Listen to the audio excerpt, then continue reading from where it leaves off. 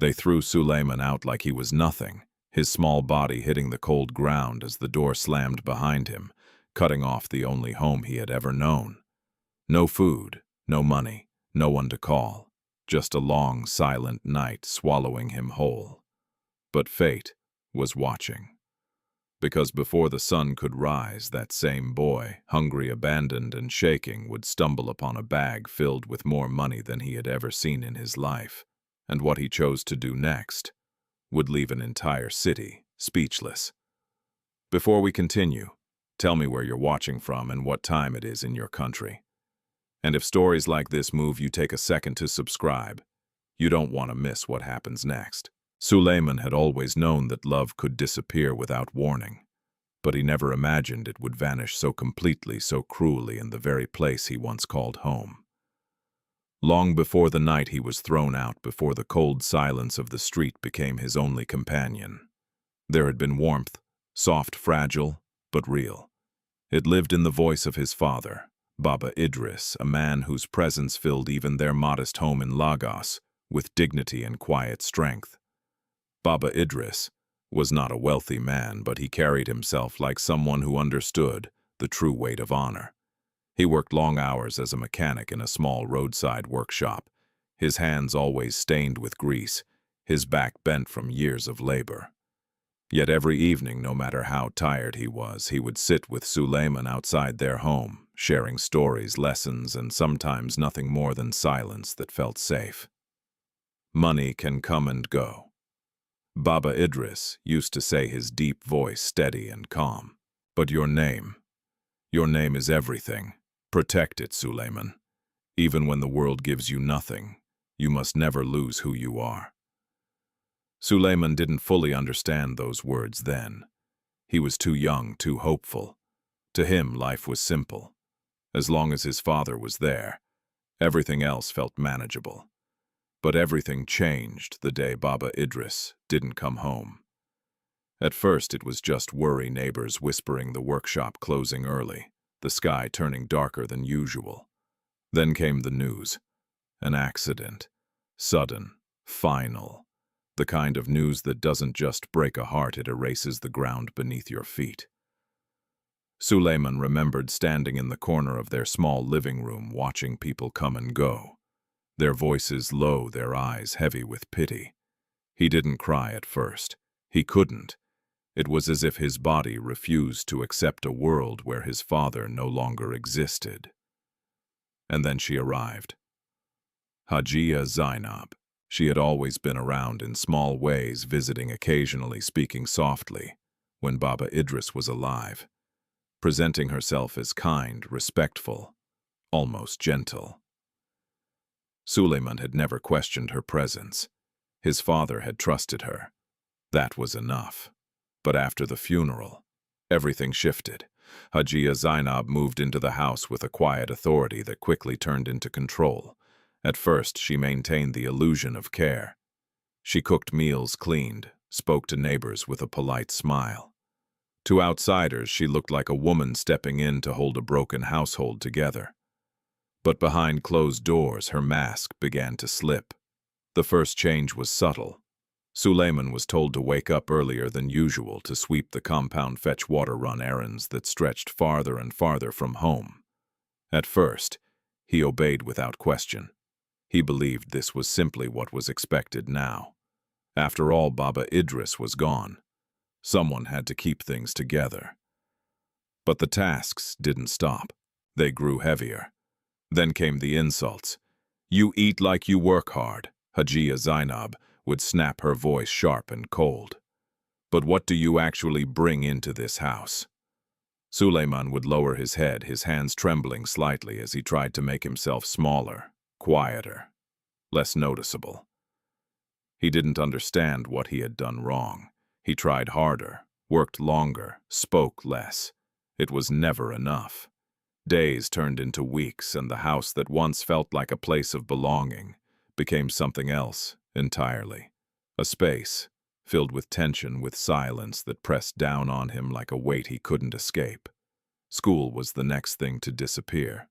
One morning, as Suleiman prepared his worn-out books, Hajia Zainab stood in the doorway, arms crossed, her expression unreadable. "You won't be going back there," she said flatly. Suleiman froze. "But Baba said your father is gone," she cut in sharply.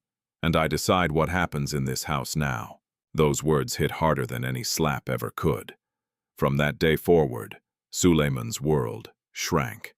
No school, no friends, no laughter, just work. Endless, exhausting work. He washed clothes until his fingers wrinkled and cracked. He carried heavy buckets of water under the burning Lagos sun. He scrubbed floors late into the night while hunger twisted inside him, sharp and unforgiving. Meals became smaller, sometimes non-existent. If he complained even quietly, the punishment came quickly. Harsh words, threats, and once a slap so sudden it left his ears ringing for hours. "You should be grateful. I even let you stay here," Hajia Zainab would say, her voice dripping with disdain. "Without me, you would be on the streets."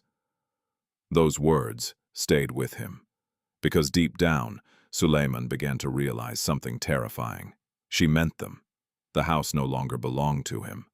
The warmth his father once created had been replaced by something cold, something transactional. He wasn't a son anymore. He was a burden, and burdens he was slowly learning were not meant to stay. Still, Suleiman held on. To memories, to the echo of his father's voice, to the belief that somehow if he endured long enough things might change. At night, when the house finally fell silent, he would lie on a thin mat in the corner, staring at the ceiling, replaying every moment he could remember with Baba Idris. The laughter, the stories, the gentle lessons, especially the lessons. Even when the world gives you nothing, Suleiman would whisper the words to himself, barely audible. You must never lose who you are. He didn't know it yet, but those words were all he had left, and soon they would be tested in ways he could never have imagined. Because somewhere beneath Hajia Zainab's growing resentment, something darker was building a storm, waiting for the right moment to break. And when it did, Suleiman's life would change forever. Not slowly, not gently, but all at once. The kind of change that doesn't ask for permission. The kind that forces a child to grow up in a single night. And that night was closer than he thought. The tension inside the house did not explode overnight. It grew quietly, like a slow-burning fire beneath dry wood, unseen at first but inevitable in its destruction. Suleiman could feel it in the way Hajia Zainab's eyes followed him now, no longer just irritated, but calculating. Every small mistake became an excuse, every silence a provocation, every breath he took seemed to offend her. And then one afternoon, everything broke. The sun was high over Lagos, pouring heat into the narrow compound. Suleiman had just returned from fetching water, his thin shirt clinging to his back, his arms aching from the weight of the bucket. He moved carefully, trying not to spill a drop. Even a small mistake could cost him dearly. As he stepped into the house, he sensed something was wrong. The air felt different, too still, too quiet. Hajia Zainab stood in the middle of the room, her arms folded tightly across her chest. Her face was hard, her lips pressed into a thin line. On the small wooden table beside her lay an open drawer, its contents scattered, disturbed. Suleiman froze at the doorway. "What happened?" he asked softly, his voice cautious. Her head snapped toward him. "You tell me," she said, her tone dangerously calm. Suleiman's heart began to pound. I don't understand." In 2 quick steps, she closed the distance between them. Her eyes burned into his, searching, accusing. "Money is missing," she said. "The money I kept in that drawer." Suleiman blinked, confusion flooding his face. "I didn't touch anything. I swear, don't lie to me," she shouted, her voice exploding in the small room. The bucket slipped slightly in Suleiman's hands, water spilling onto the floor. "I didn't take it." He repeated more urgently now. "I was outside, I just came back." Her hand struck him before he could finish. The sound echoed, sharp, final. Suleiman stumbled backward, his cheek burning, his ears ringing. He tasted something metallic in his mouth but said nothing. He had learned that defending himself only made things worse. But this time, it didn't matter. Hajia Zainab wasn't listening. She had already decided. "You think I'm a fool," she continued, pacing back and forth, like a storm contained in human form. "You think I don't see how you look at things in this house, like you deserve them. I don't." Suleiman tried again, his voice breaking. "Enough." She grabbed his arm, roughly dragging him toward the center of the room. "You have been stealing from me," she declared loud enough for anyone nearby to hear. "All this time pretending to be innocent." "That's not true," Suleiman whispered, tears beginning to fill his eyes. "I would never." Another slap, harder this time. "You would never," she mocked. "Your father is gone. Who do you think will protect you now?" Those words cut deeper than anything else. Suleiman's chest tightened, his vision blurred, not just from the pain but from the realization settling in his heart. There was no one to speak for him, no one to believe him, no one to stop this. Neighbors had begun to gather outside, drawn by the raised voices. Their shadows moved across the doorway, their whispers floating in, thick with curiosity but empty of intervention. No one stepped inside. No one said a word. Hajia Zainab released his arm, suddenly shoving him toward the door. "If you want to steal," she said coldly, "then you can go do it somewhere else." Suleiman staggered, barely catching his balance. "Please," he begged, his voice shaking now. "I didn't take anything. I have nowhere to go. That is not my problem." She turned away from him, already dismissing his existence. "Pack whatever belongs to you," she added, "and leave." Suleiman stood frozen. "Whatever belongs to you." The words felt almost cruel in their emptiness, because there was nothing. Nothing in that house truly belonged to him anymore. Still he moved, slowly, mechanically. He walked to the corner where his thin mat lay. Beside it, a small worn bag, faded from years of use, held the few things he had left. A shirt, a pair of trousers, a broken sandal, and tucked carefully inside, the only treasure he truly valued, a small photograph of him and Baba Idris, smiling under the evening sun. His hands trembled as he picked it up. For a moment, the noise around him faded. All he could hear was his father's voice, "Protect your name." A tear slipped down his cheek. He folded the photograph gently and placed it inside the bag. Behind him, Hajia Zainab watched with impatience. "You're still here!" she snapped. Suleiman lifted the bag onto his shoulder. It felt lighter than it should have. Or maybe he had simply lost the strength to feel its weight. He turned toward the door. Each step felt unreal, as if he were walking out of his own life. At the threshold, he hesitated, just for a second, just long enough to hope foolishly that she might stop him, that she might say something, anything. She didn't. Instead, her voice came again, colder than before. "Go! And don't come back." That was it. No hesitation, no regret. Suleiman stepped outside. The heat hit him first, then the noise. The city moved on, indifferent to the quiet destruction of a boy's life. Behind him, the door slammed shut. The sound echoed louder than anything else that day. Final, unforgiving. Suleiman stood there for a moment, staring at the closed door. His home. No, not anymore. Just a building.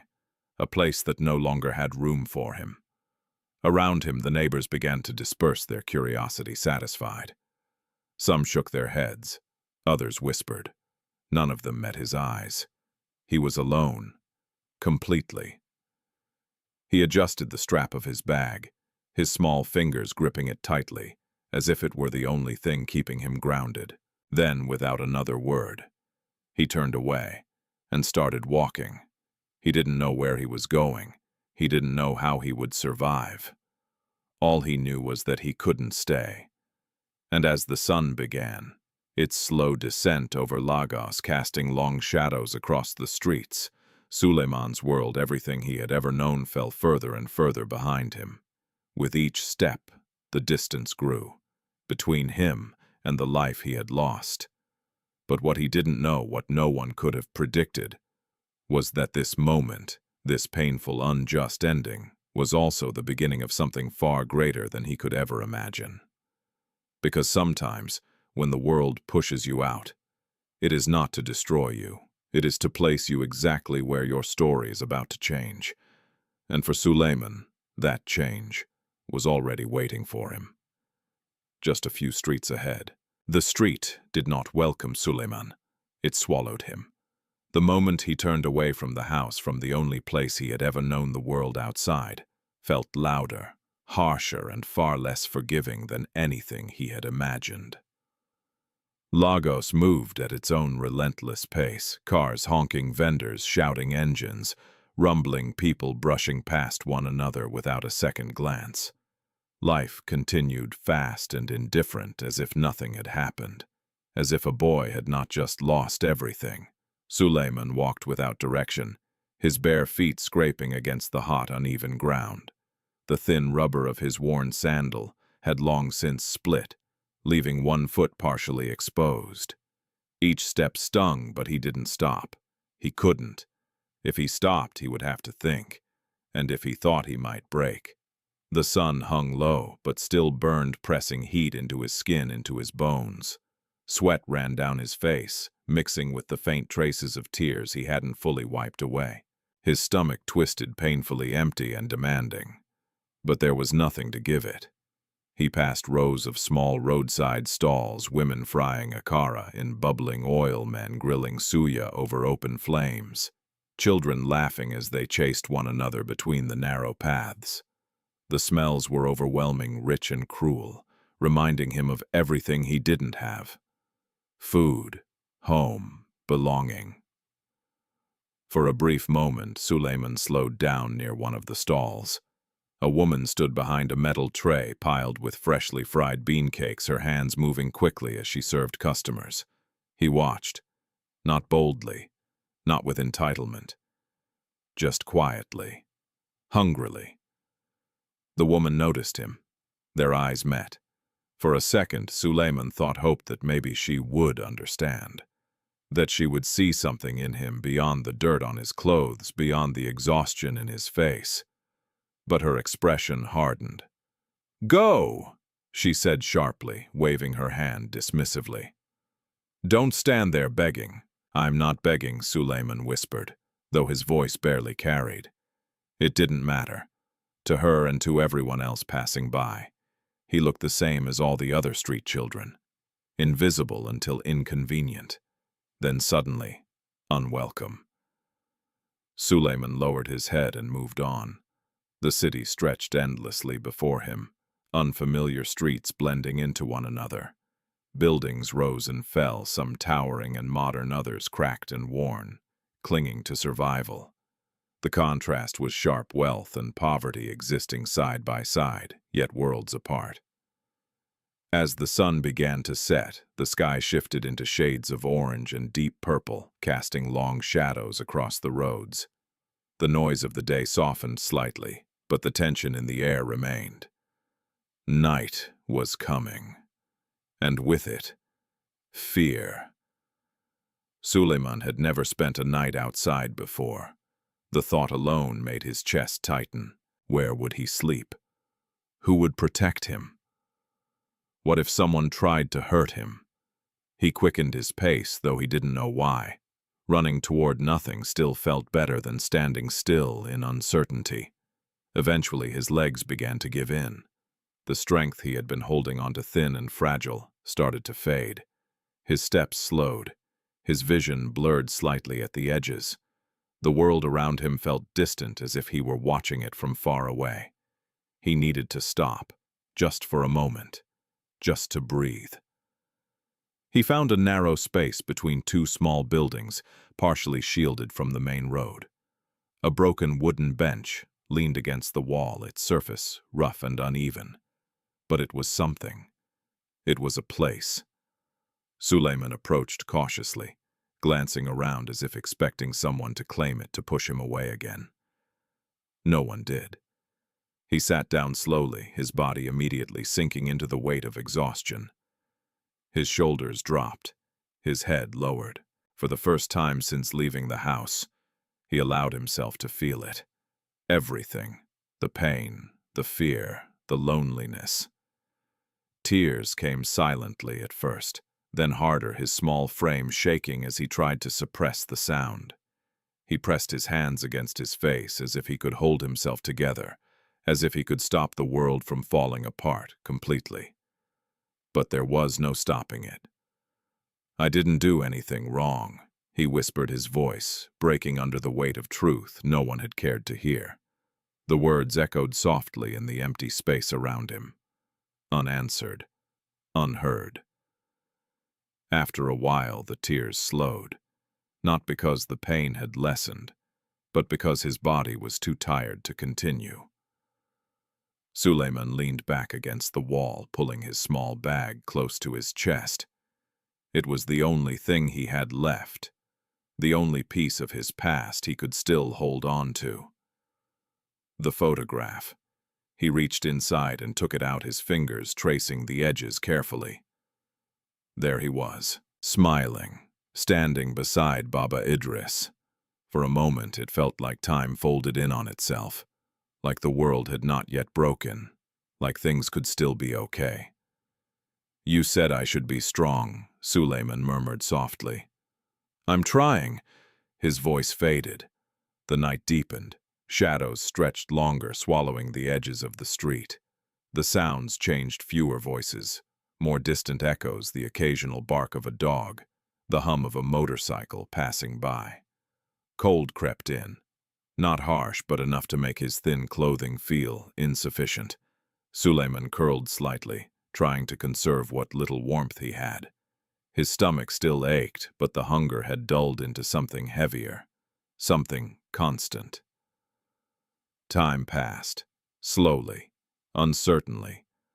At some point, exhaustion took over completely. His eyes closed, not peacefully, not comfortably, but inevitably.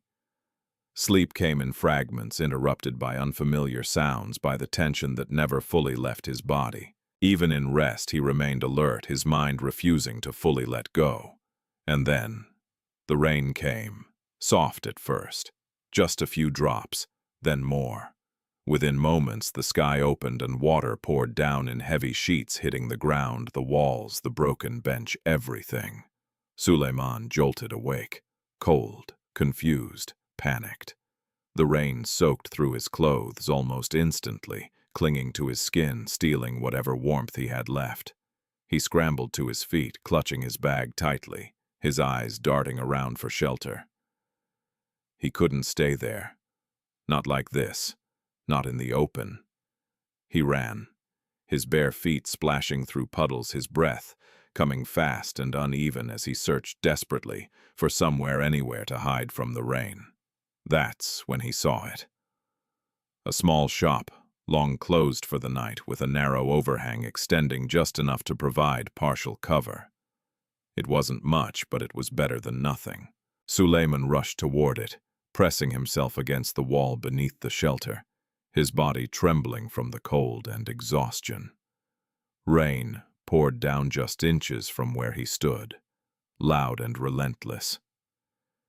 He slid down slowly until he was sitting again, his knees pulled close to his chest, his arms wrapped tightly around them.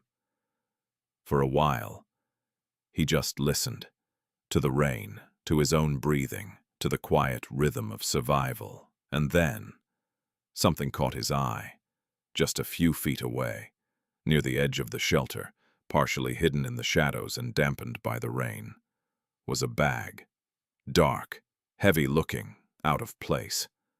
Suleiman frowned slightly, his exhaustion momentarily interrupted by curiosity. He hadn't noticed it before.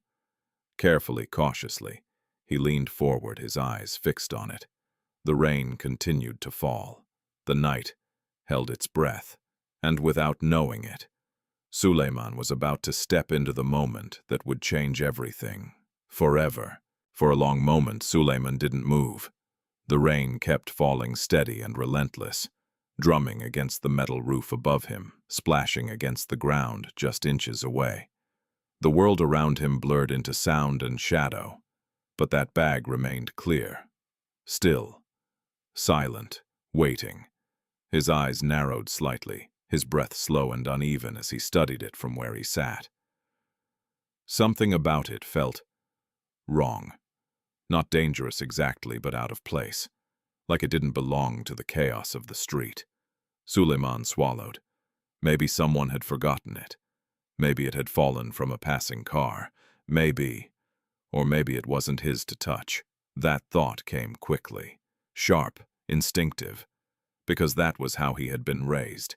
Even now, even here, even after everything that had happened. His fingers tightened slightly around the edge of his bag. Protect your name. His father's voice echoed in his mind as steady as ever. Suleiman exhaled slowly. He should leave it. He should stay where he was, wait out the rain, and then keep walking away from trouble, away from anything that might make his situation worse. But then, another thought came. Quieter, more dangerous. What if there was something inside that could help him? Food, money, anything. His stomach twisted again, harder this time, as if his body had heard the thought and decided to agree. He hadn't eaten since morning. He didn't know when he would eat again. And right there, just a few feet away, was a possibility, hope, or temptation. Suleiman closed his eyes for a brief second, as if trying to silence the argument inside his head. It didn't work. The hunger spoke louder. The cold made everything worse. And the memory of being thrown out of having nothing pressed against him, like a weight he couldn't ignore.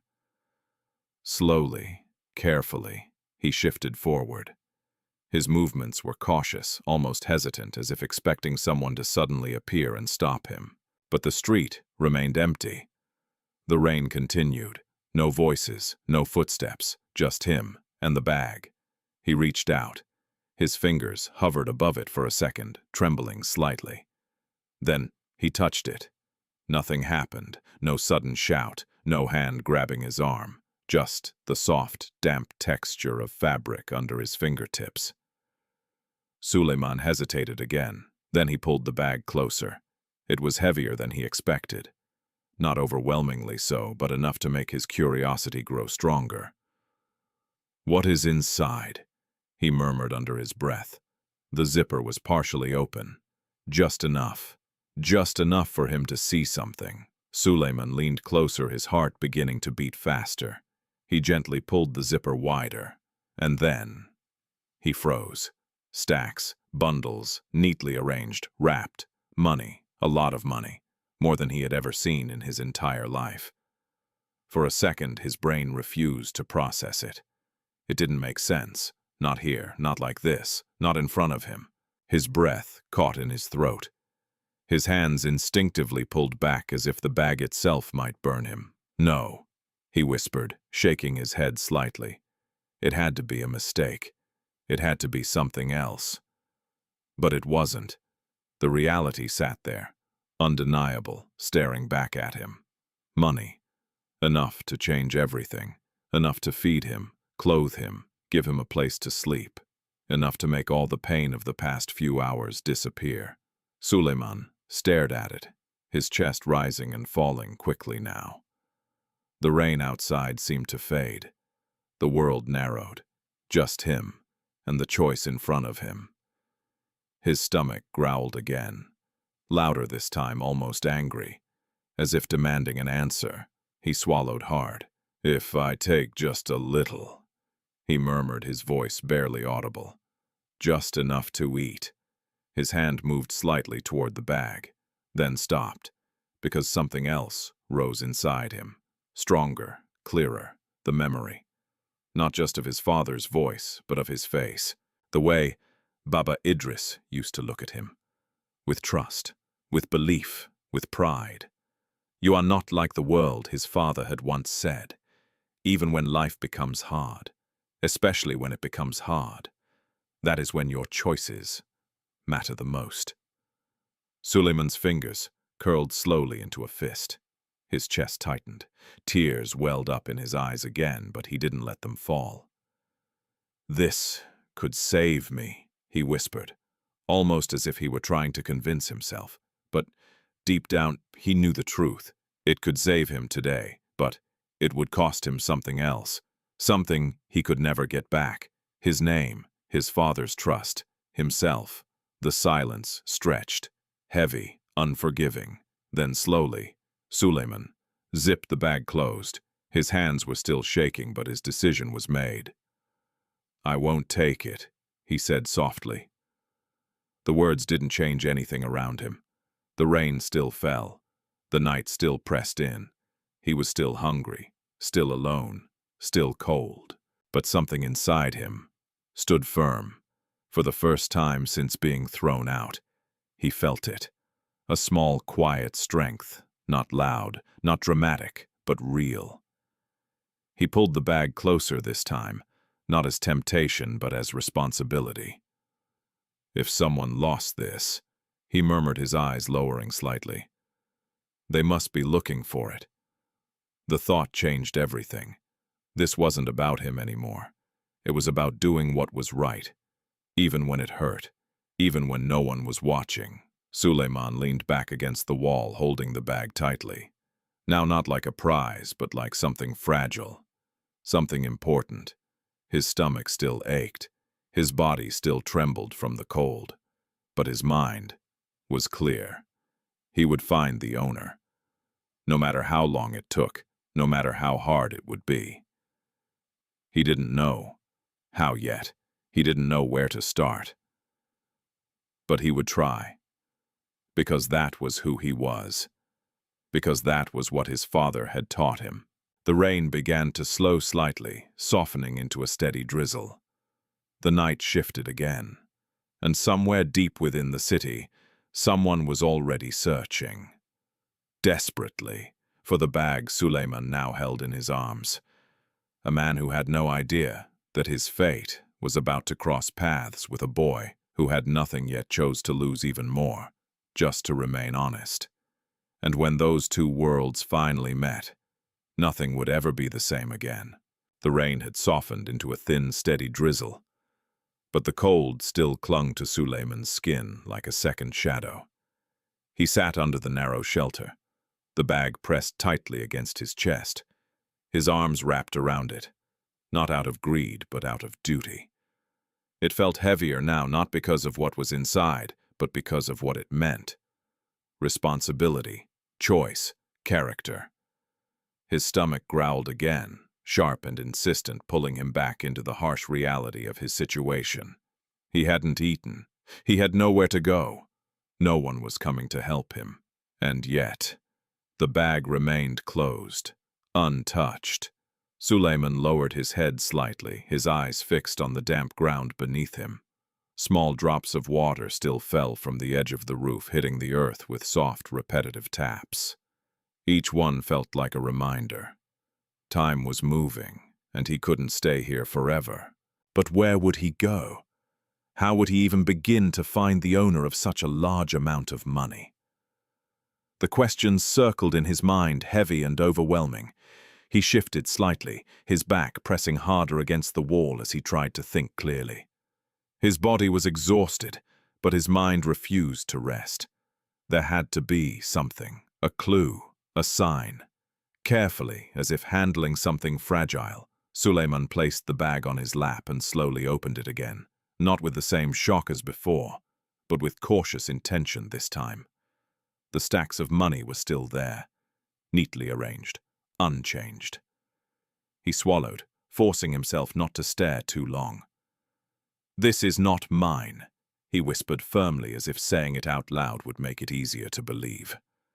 Gently, he moved one bundle aside, not to take it, but to see beneath it.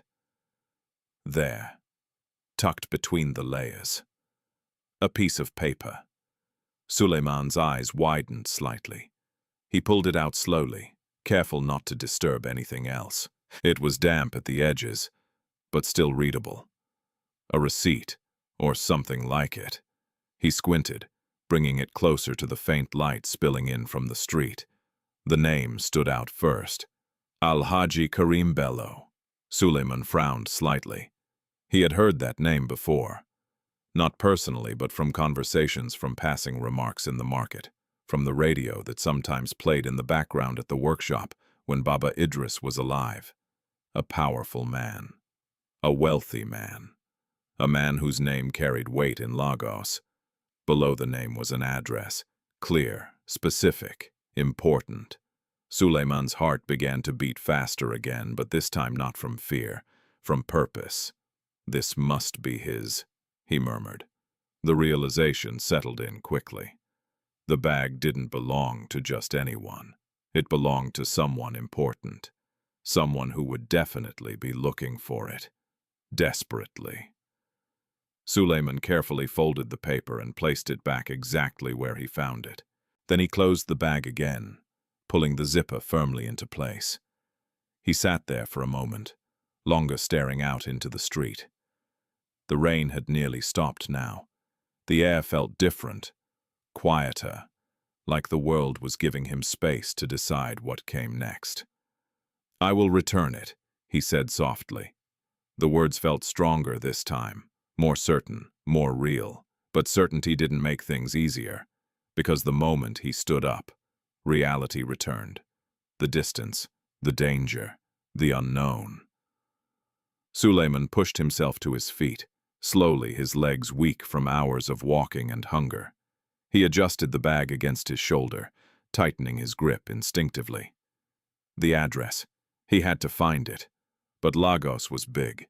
Too big. He didn't know the streets. He didn't know how far it was, and he had no money to get there. Still, he stepped forward, one step, then another, because standing still would not change anything. The streets looked different now in the dim light of night. Fewer people, fewer cars, more shadows. Every sound felt louder, every movement more noticeable. Suleiman walked carefully, his eyes scanning everything around him, not just for direction but for danger. He had seen enough to know that a boy alone at night was vulnerable. A boy carrying something valuable, even more so. He kept the bag close, not visible, not obvious, just part of him. As he turned into a quieter street, the air shifted again. Something felt wrong. He slowed his steps, listened.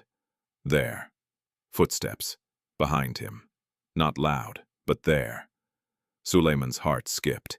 He didn't turn immediately. He didn't want to draw attention. But his grip tightened on the bag. The footsteps grew closer. Then a voice. "Hey! Boy!" Suleiman froze. Slowly. He turned. 3 figures stood a few steps behind him. Teenagers. Older than him. Stronger. Their clothes worn their faces sharp with the kind of hardness that came from surviving the streets. Their eyes locked onto him, more specifically onto the bag. "Well, well," one of them said, stepping forward slightly. "What do we have here?" Suleiman said nothing. His mind raced. Think, think, think. Another boy moved to the side, blocking part of the path ahead. "You walking around late at night." He continued, his tone almost casual but dangerous underneath. "Carrying something heavy like that." The third one smirked. "That's not smart." Suleiman's chest tightened. His pulse quickened. They knew, or at least, they suspected. "It's just my things," Suleiman said quietly, trying to keep his voice steady. The first boy laughed. "Your things," he repeated. "Let me see your things." He took another step closer. Suleiman instinctively stepped back. "No." The word came out before he could stop it. Small, but firm. The boys exchanged looks. Amusement faded. Now there was something else. Interest. Challenge. "You said no," the second one asked, his voice lowering slightly. Suleiman swallowed. Fear crept in cold and sharp. But something else stood beside it. The same thing that had made him close the bag earlier.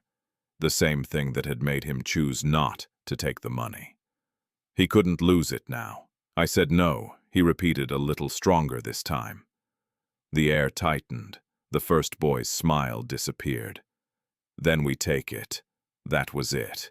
The moment broke. Everything moved at once. One of them lunged forward.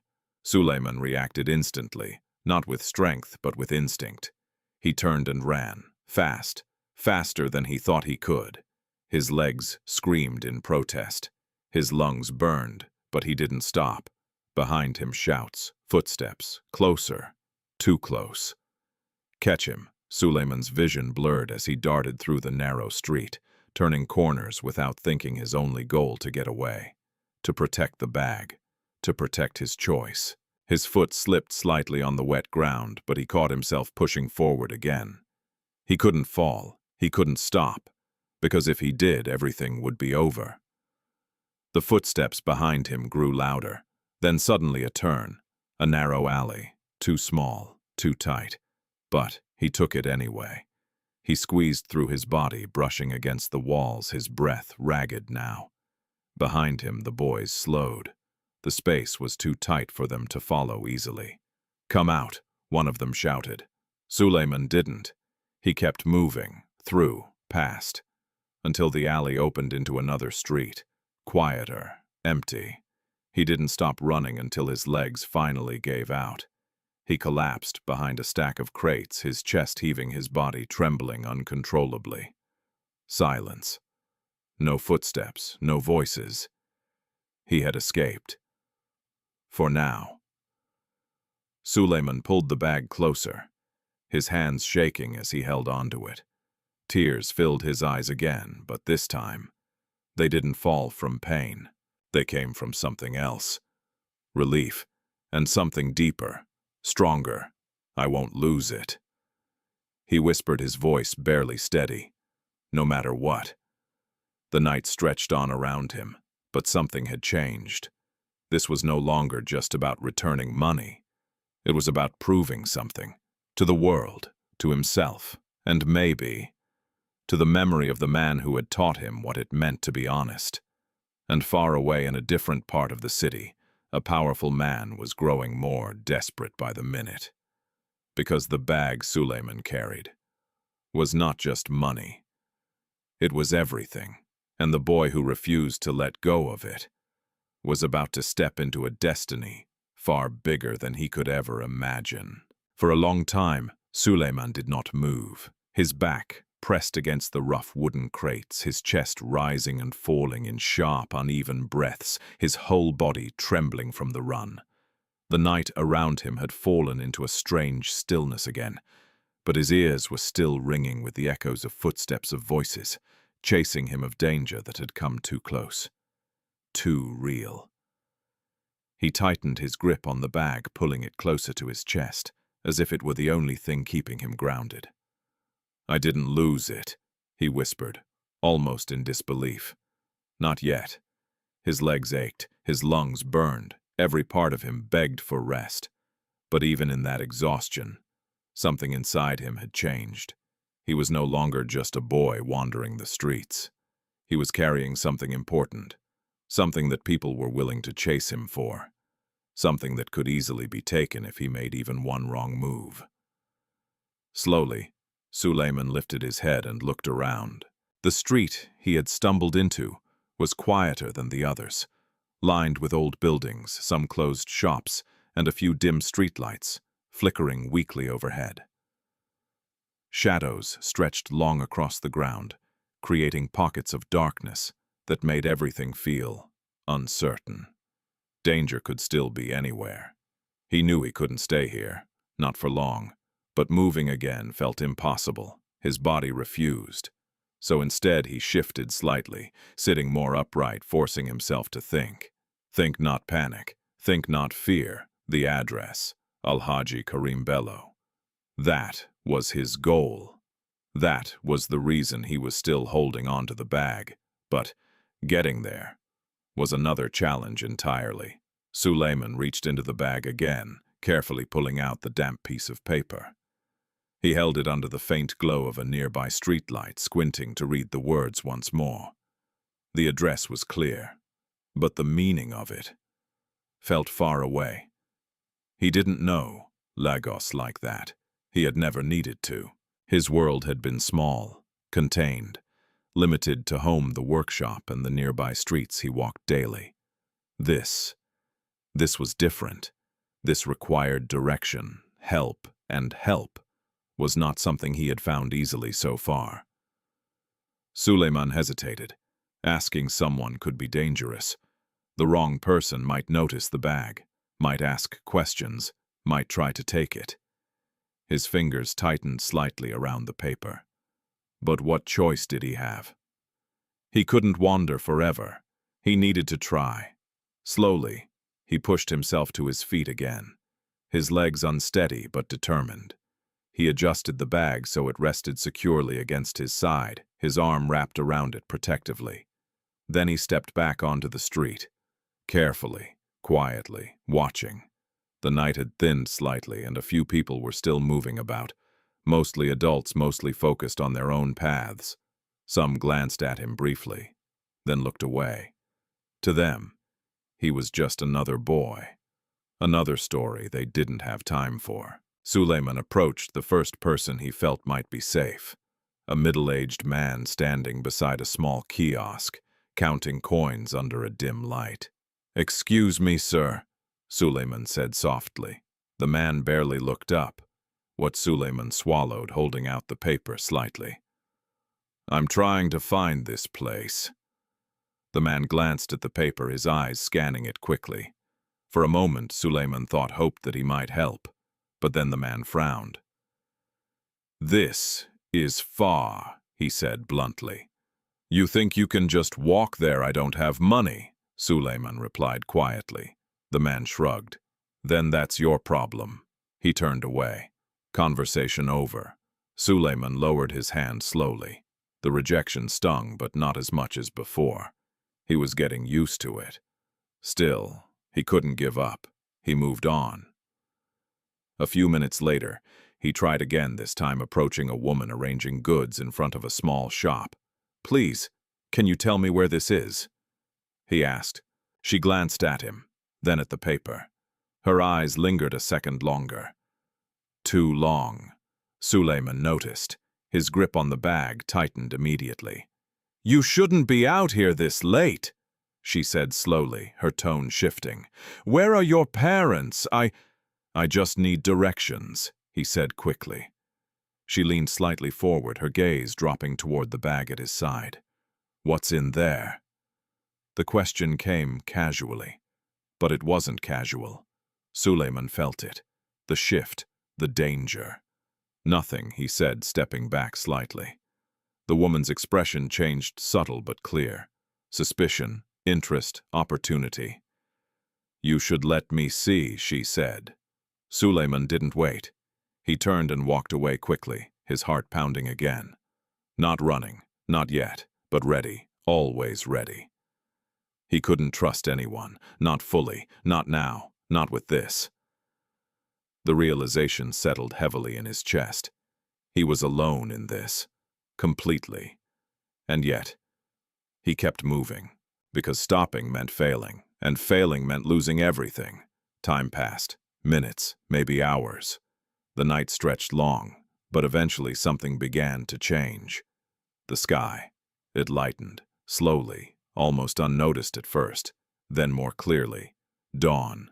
A faint glow spread across the horizon, soft and uncertain, pushing back the darkness, bit by bit. Suleiman noticed it, felt it. A small shift in the world, a small shift inside him. Daylight meant more people, more movement, more chances, but also more risk. He adjusted the bag again, pulling it closer, making sure it stayed hidden as much as possible. Then, as he turned onto a wider road, something caught his eye. A sign. Large, bright, mounted above a tall building. The name stood out immediately. Bello Holdings. Suleiman froze. His breath caught.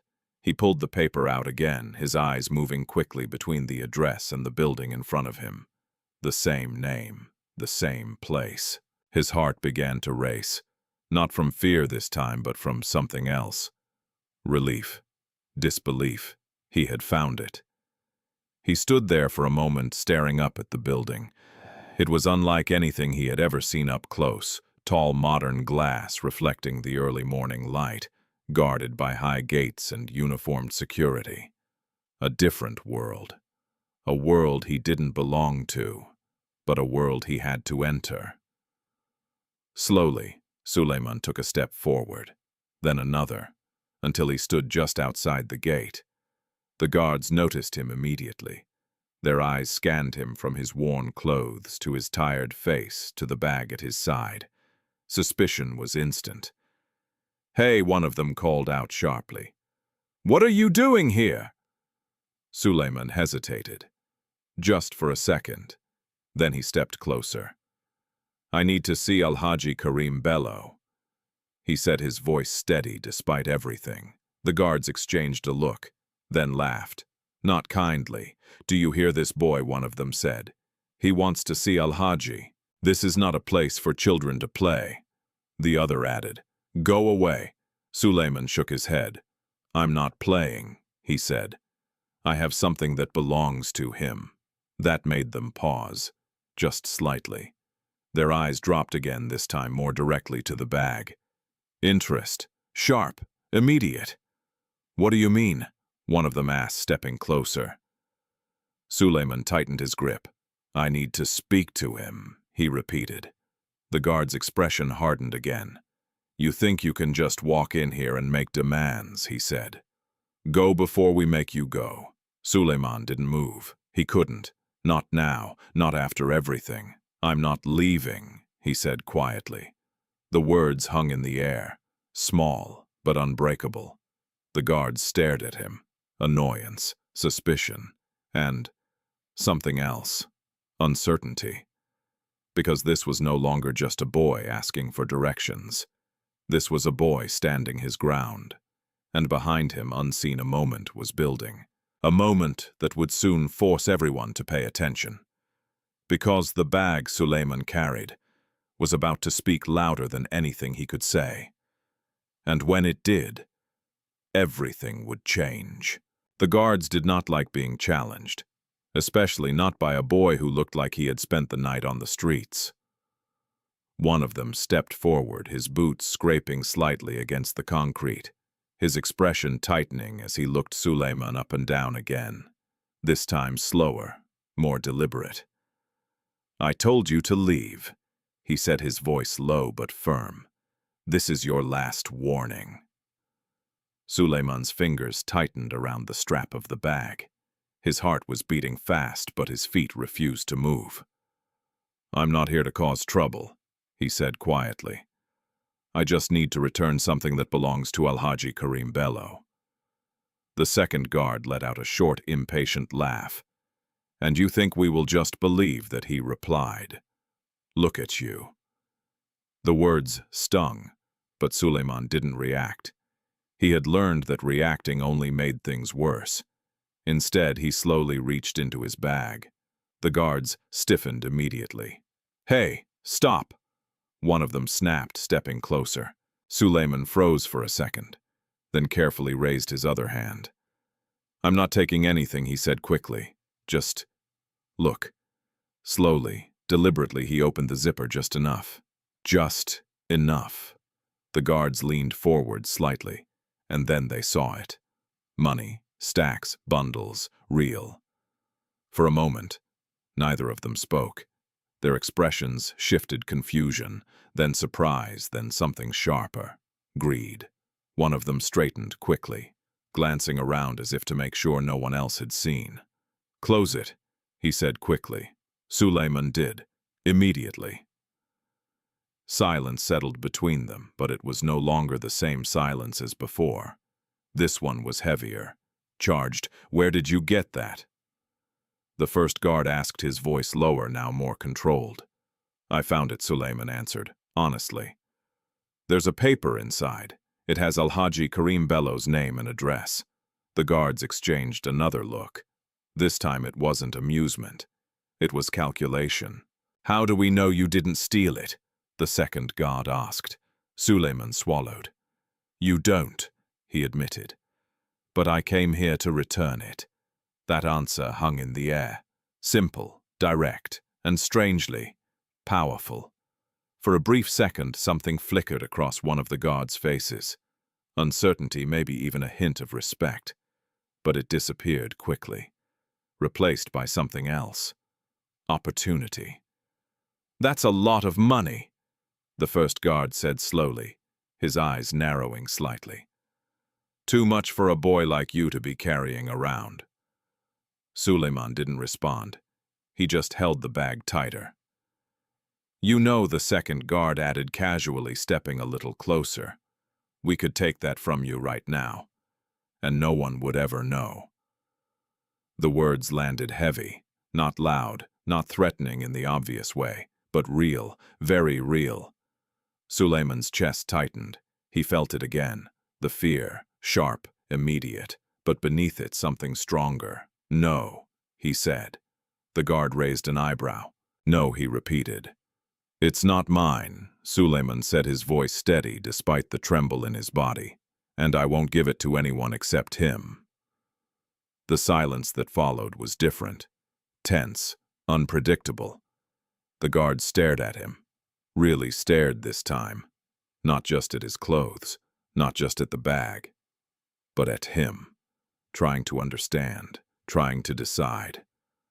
Who do you think you are? One of them muttered under his breath. Suleiman didn't answer. He didn't need to, because in that moment, he knew exactly who he was. A boy with nothing, but still holding on to the one thing no one had managed to take from him, his integrity. Before the situation could escalate further, a new voice cut through the tension. What is going on here? All three turned at once. A black luxury car had just pulled up near the gate, its engine still humming softly. The window rolled down slowly, revealing a man in the back seat, well-dressed, composed, his presence commanding without effort. The guards straightened immediately. Sir, one of them said quickly, stepping forward. Why is there a disturbance at the entrance? The man asked, his tone calm but firm. There's just a boy, sir, the guard replied. He claims he has something for Alhaji Karim Bello.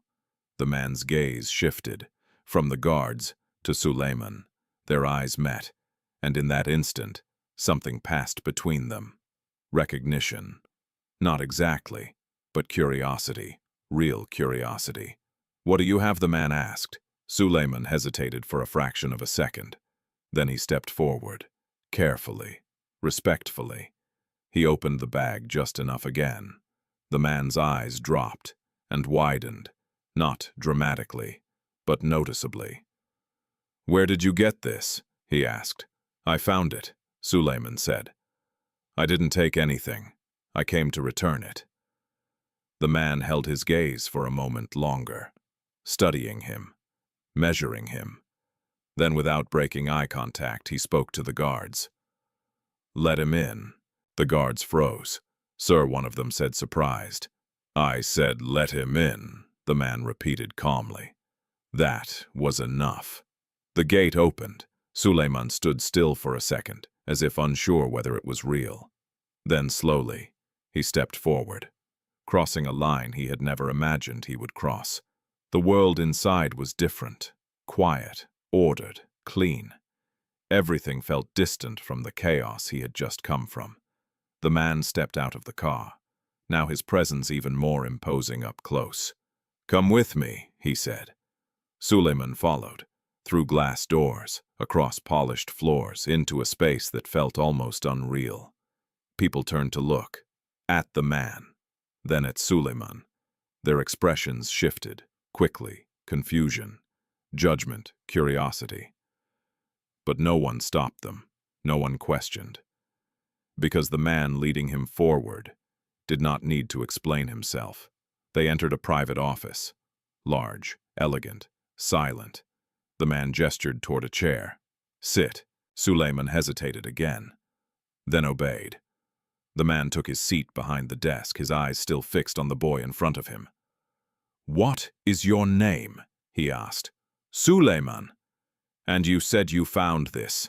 "Yes, sir," where Suleiman explained. Everything. The rain, the shelter, the bag, the decision.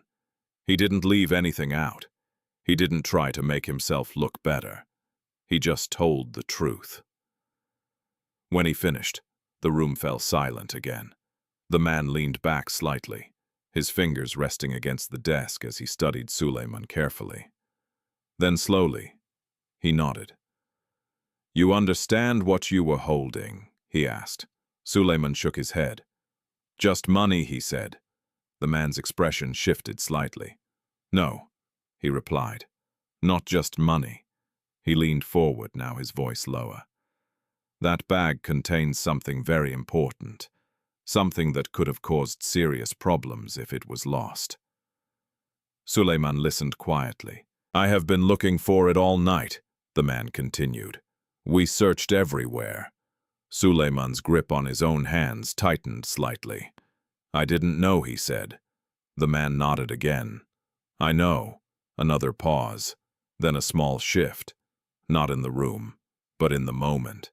Because what came next was about to change everything. "Do you know who I am?" the man asked. Suleiman shook his head. The man allowed a faint, almost unreadable smile. "My name is Karim Bello." The room seemed to hold its breath, because the man sitting in front of Suleiman was not just important. He was the man, the owner of the bag, the one Suleiman had been searching for. And now they were face to face, two worlds, two lives, colliding, and neither of them would walk away unchanged. For a few seconds, Suleiman could only stare. Karim Bello, the name he had seen on the damp slip of paper. The name people spoke with a mixture of admiration and distance. The name that belonged to tall gates, polished floors, expensive suits, and a world so far from his own that it might as well have been another country. And now that man was sitting across from him. Real, watching him, waiting. Suleiman lowered his eyes almost immediately, suddenly aware of everything: his wet clothes, the dirt on his legs, the dried tear marks on his face, the way his hands looked too rough and too small against the rich leather of the chair. "I'm sorry, sir," he said softly. "I didn't know." Karim Bello studied him for a moment, then shook his head slightly. "You have nothing to apologize for," he said. The gentleness in his tone surprised Suleiman. Nothing in the last day had prepared him for gentleness. Not from adults, not from people with power, not from anyone. Karim leaned back in his chair and exhaled slowly, as though the full weight of the night was only now settling on him. "That bag was meant to be delivered for a very sensitive transaction," he said. "If it had fallen into the wrong hands, the consequences would have gone beyond money." Suleiman listened carefully, though he didn't fully understand the world Karim was describing. Sensitive transaction, consequences. Those were words from rooms like this, not from broken houses and street corners. Still, one truth was clear. The bag mattered. A lot. Karim's gaze shifted toward the bag resting on the desk between them. His expression darkened slightly, not with anger but with the lingering memory of what could have happened. "We searched all night," he said. "My staff retraced routes. Drivers were questioned. Calls were made. Do you know how many people, in your position, would have disappeared with this money?" Suleiman's fingers curled slightly against his knees. He didn't answer immediately. Because the truth was simple. Maybe many would have. Maybe some would have needed to. Maybe some would have told themselves survival was reason enough. His stomach was still empty. His body was still tired. He understood temptation now in a way he never had before. But he also understood something else. "My father told me that a person can lose everything," Suleiman said quietly, his voice low but steady. "But if he loses his name, then he has truly become poor." Silence followed. Not awkward silence, the kind that comes when truth enters a room and demands to be felt. Kareem's face changed almost imperceptibly. The lines around his eyes softened. His attention sharpened, not in suspicion this time, but in something deeper. "Your father told you that." Suleiman nodded. "He died." The word came out plain. Bare. He had said it to himself so many times already that it no longer sounded like language. It sounded like a wound. Kareem did not interrupt, so Suleiman continued. "He used to say that hard times reveal who a person really is," he said. "When I found the bag, I was hungry. I had nowhere to go. But I remembered him." His voice faltered slightly at the end. Not because he was trying to cry, but because grief had a way of appearing when it wanted, especially in the middle of honesty. Kareem remained still for a long moment. Then he pressed a button on the desk. Almost immediately, the office door opened and a neatly dressed assistant stepped in. "Yes, sir, bring food," Kareem said. "Something warm, and tea."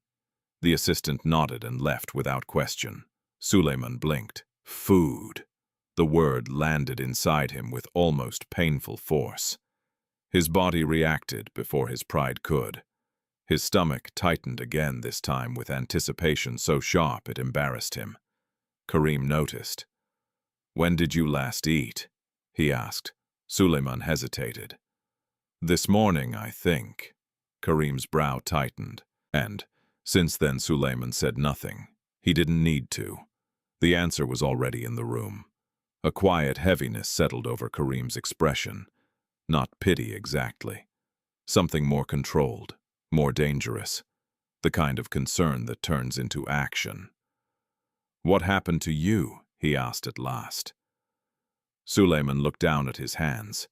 He hadn't planned to tell that part. He had come only to return the bag.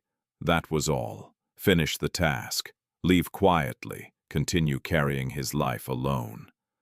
But something about the room, about the warmth, about the fact that this man had actually listened to him, made silence harder. So slowly, without drama, Suleiman told the truth. About Baba Idris, about Hajia Zainab, about the accusations, about the slap, about the door closing behind him. He spoke simply, almost flatly, because pain repeated too often loses its sound before it loses its weight. Kareem did not move while he listened. He did not interrupt with questions. He did not rush to comfort. He simply listened in full, and that alone felt unfamiliar enough to make Suleiman's throat tighten. When he finished, the room was quiet again. The knock came just then, and the assistant entered, carrying a tray, rice, stew bread, and hot tea. The smell hit Suleiman so suddenly that he nearly looked away in shame. "Put it there," Kareem said. The tray was placed on a side table near Suleiman. "Eat," Kareem said. Suleiman looked at him first as if to make sure this was not a test. Kareem nodded once. That was enough. Suleiman moved toward the tray. Carefully at first, but the moment he took the first bite, hunger broke through every remaining layer of restraint. He did not become wild, but he ate with the full urgency of someone whose body had been waiting too long. Kareem watched in silence, not with judgment, with attention, with the growing awareness that the boy in front of him was not ordinary. Not because he had found the money, but because he had refused to become smaller than his values, even when life had reduced him to almost nothing. By the time Suleiman slowed down, the room felt warmer. His breathing had settled. Color had returned slightly to his face. He wiped his mouth with the back of his hand, before catching himself and lowering it awkwardly. "Thank you, sir," he murmured. Kareem folded his hands on the desk. "You understand that returning this bag was an extraordinary thing." Suleiman shook his head faintly. "It was the right thing." Kareem let out a quiet breath that almost sounded like disbelief. Do you know how many grown men in this city speak about principles, but would have failed where you did not? Suleiman didn't know what to say to that. He wasn't trying to be extraordinary. He had only been trying not to betray the memory of the one person who had loved him rightly. Karim stood and walked toward the large window overlooking the city below. Morning had fully arrived now. Lagos was awake again. Crowded roads, distant horns movement everywhere. The same city that had swallowed Suleiman the night before now shimmered beneath the early sun, unaware that inside this office, 2 lives were being quietly rerouted. Without turning back, Karim spoke. "Do you know what I think is most dangerous about suffering?" Suleiman looked up. Karim turned now, one hand in his pocket, his expression thoughtful. "It teaches many people to justify anything, to lie, to steal, to harden themselves." He paused. "But sometimes, once in a very long while, suffering reveals someone who refuses to become ugly inside." His eyes settled fully on Suleiman. "You are one of those people." The words hit Suleiman with strange force. No one had spoken to him like that before. Not since his father died. Not with belief. Not like he was something worth seeing. He looked down quickly, overwhelmed by a feeling he did not have a name for. Karim returned to his desk and pressed the intercom again. "Get me Musa," he said. "Now." The line clicked off. Suleiman glanced up, uncertain. "Who is Musa, sir, my head of security?" Karim said. His tone had changed, not colder, but sharper now, focused. "If what happened to you is true, then there are things I need to know." Suleiman's heart skipped slightly. The part of him that had learned to expect danger stirred again. "I don't want trouble," he said quickly. Karim's gaze held steady. "This is no longer about trouble," he replied. "It is about truth." And in the way he said it, Suleiman understood something important. For the first time since Baba Idris died, the truth might actually matter to someone with the power to do something about it. Outside the office, footsteps approached. A knock sounded at the door. Karim looked toward it, then back at Suleiman. What came next would not only decide what happened to the money, it would decide what happened to the boy who returned it. And for Hajia Zainab, though she did not know it yet, the lies she had thrown into the dark were about to meet daylight. The knock at the door came again, firmer this time. "Come in," Karim said. The door opened and a tall man in a dark suit stepped inside with the quiet alertness of someone trained to notice everything. He carried himself with discipline, not arrogance, and his eyes moved quickly from Karim to Suleiman, then to the bag on the desk. In that brief glance alone, Suleiman understood that this had to be Musa. "Sir," the man said, inclining his head respectfully. Karim gestured toward the chair opposite his desk. "Close the door and sit." Musa obeyed without question, though the curiosity in his face deepened. He sat straight-backed, hands resting lightly on his knees, prepared for instruction. Karim did not waste time. "The missing bag has been recovered," he said. A flicker of surprise crossed Musa's face. His gaze shifted again to the bag, then quickly to Suleiman. "Recovered, sir," he repeated. How Karim leaned back slightly. "This boy found it last night and brought it here himself." Musa looked at Suleiman more carefully now, not dismissively, not cruelly, but with the sharp focus of a man used to measuring risk. Suleiman felt that gaze and instinctively sat straighter, though his hands remained clasped tightly together in his lap. "He brought it back?" Musa asked. "Yes." Musa was silent for a moment. Then he nodded once slowly, as if acknowledging something unusual. "That is rare," he said. Karim's expression remained steady. "There is more." Musa waited. Karim folded his hands on the desk. "His name is Suleiman. He says he was thrown out of his home last night by his stepmother after being falsely accused of stealing." The air in the room changed. Musa's eyes moved back to Suleiman, and this time there was something else in them, not suspicion, but attention. Karim continued. He spent the night on the street. He found the bag during the rain.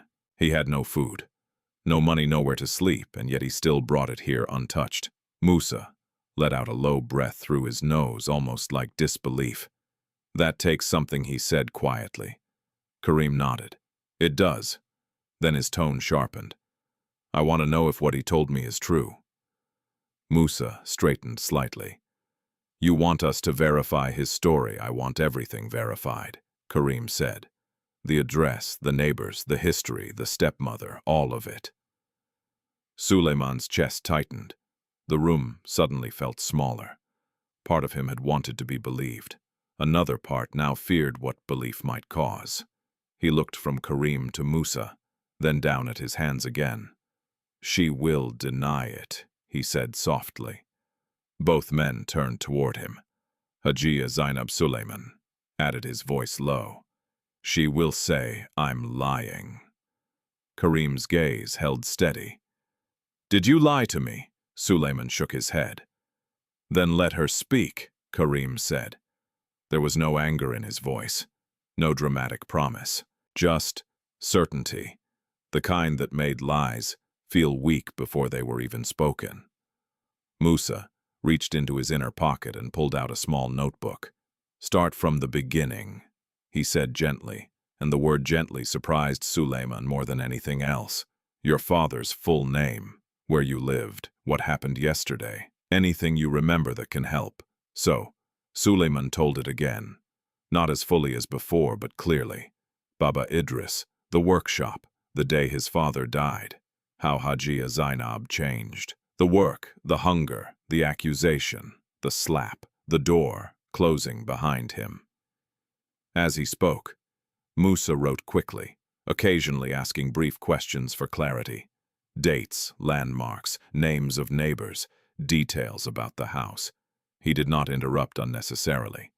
He did not look bored. He did not look doubtful. By the time Suleiman finished the notebook, held several pages of truth, Musa closed it and stood. I'll handle it myself, he said to Karim. Good, Karim replied. Take 2 men you trust. No noise, no intimidation. I want facts, not drama. Yes, sir. Musa turned to leave, then paused. He looked back at Suleiman. You did well to bring the bag here, he said. The words were simple, but they landed heavily. Suleiman nodded, unable to say anything back. When Musa left, the office grew quiet again.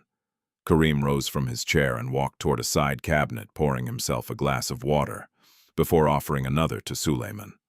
Suleiman accepted it with both hands, drinking slowly, this time not with hunger but with the careful gratitude of someone afraid to ask for too much. You are safe here for now, Karim said. Suleiman looked up. For now, Karim gave a faint, thoughtful smile. One step at a time. That answer should have made him nervous. Instead, it felt strangely kind.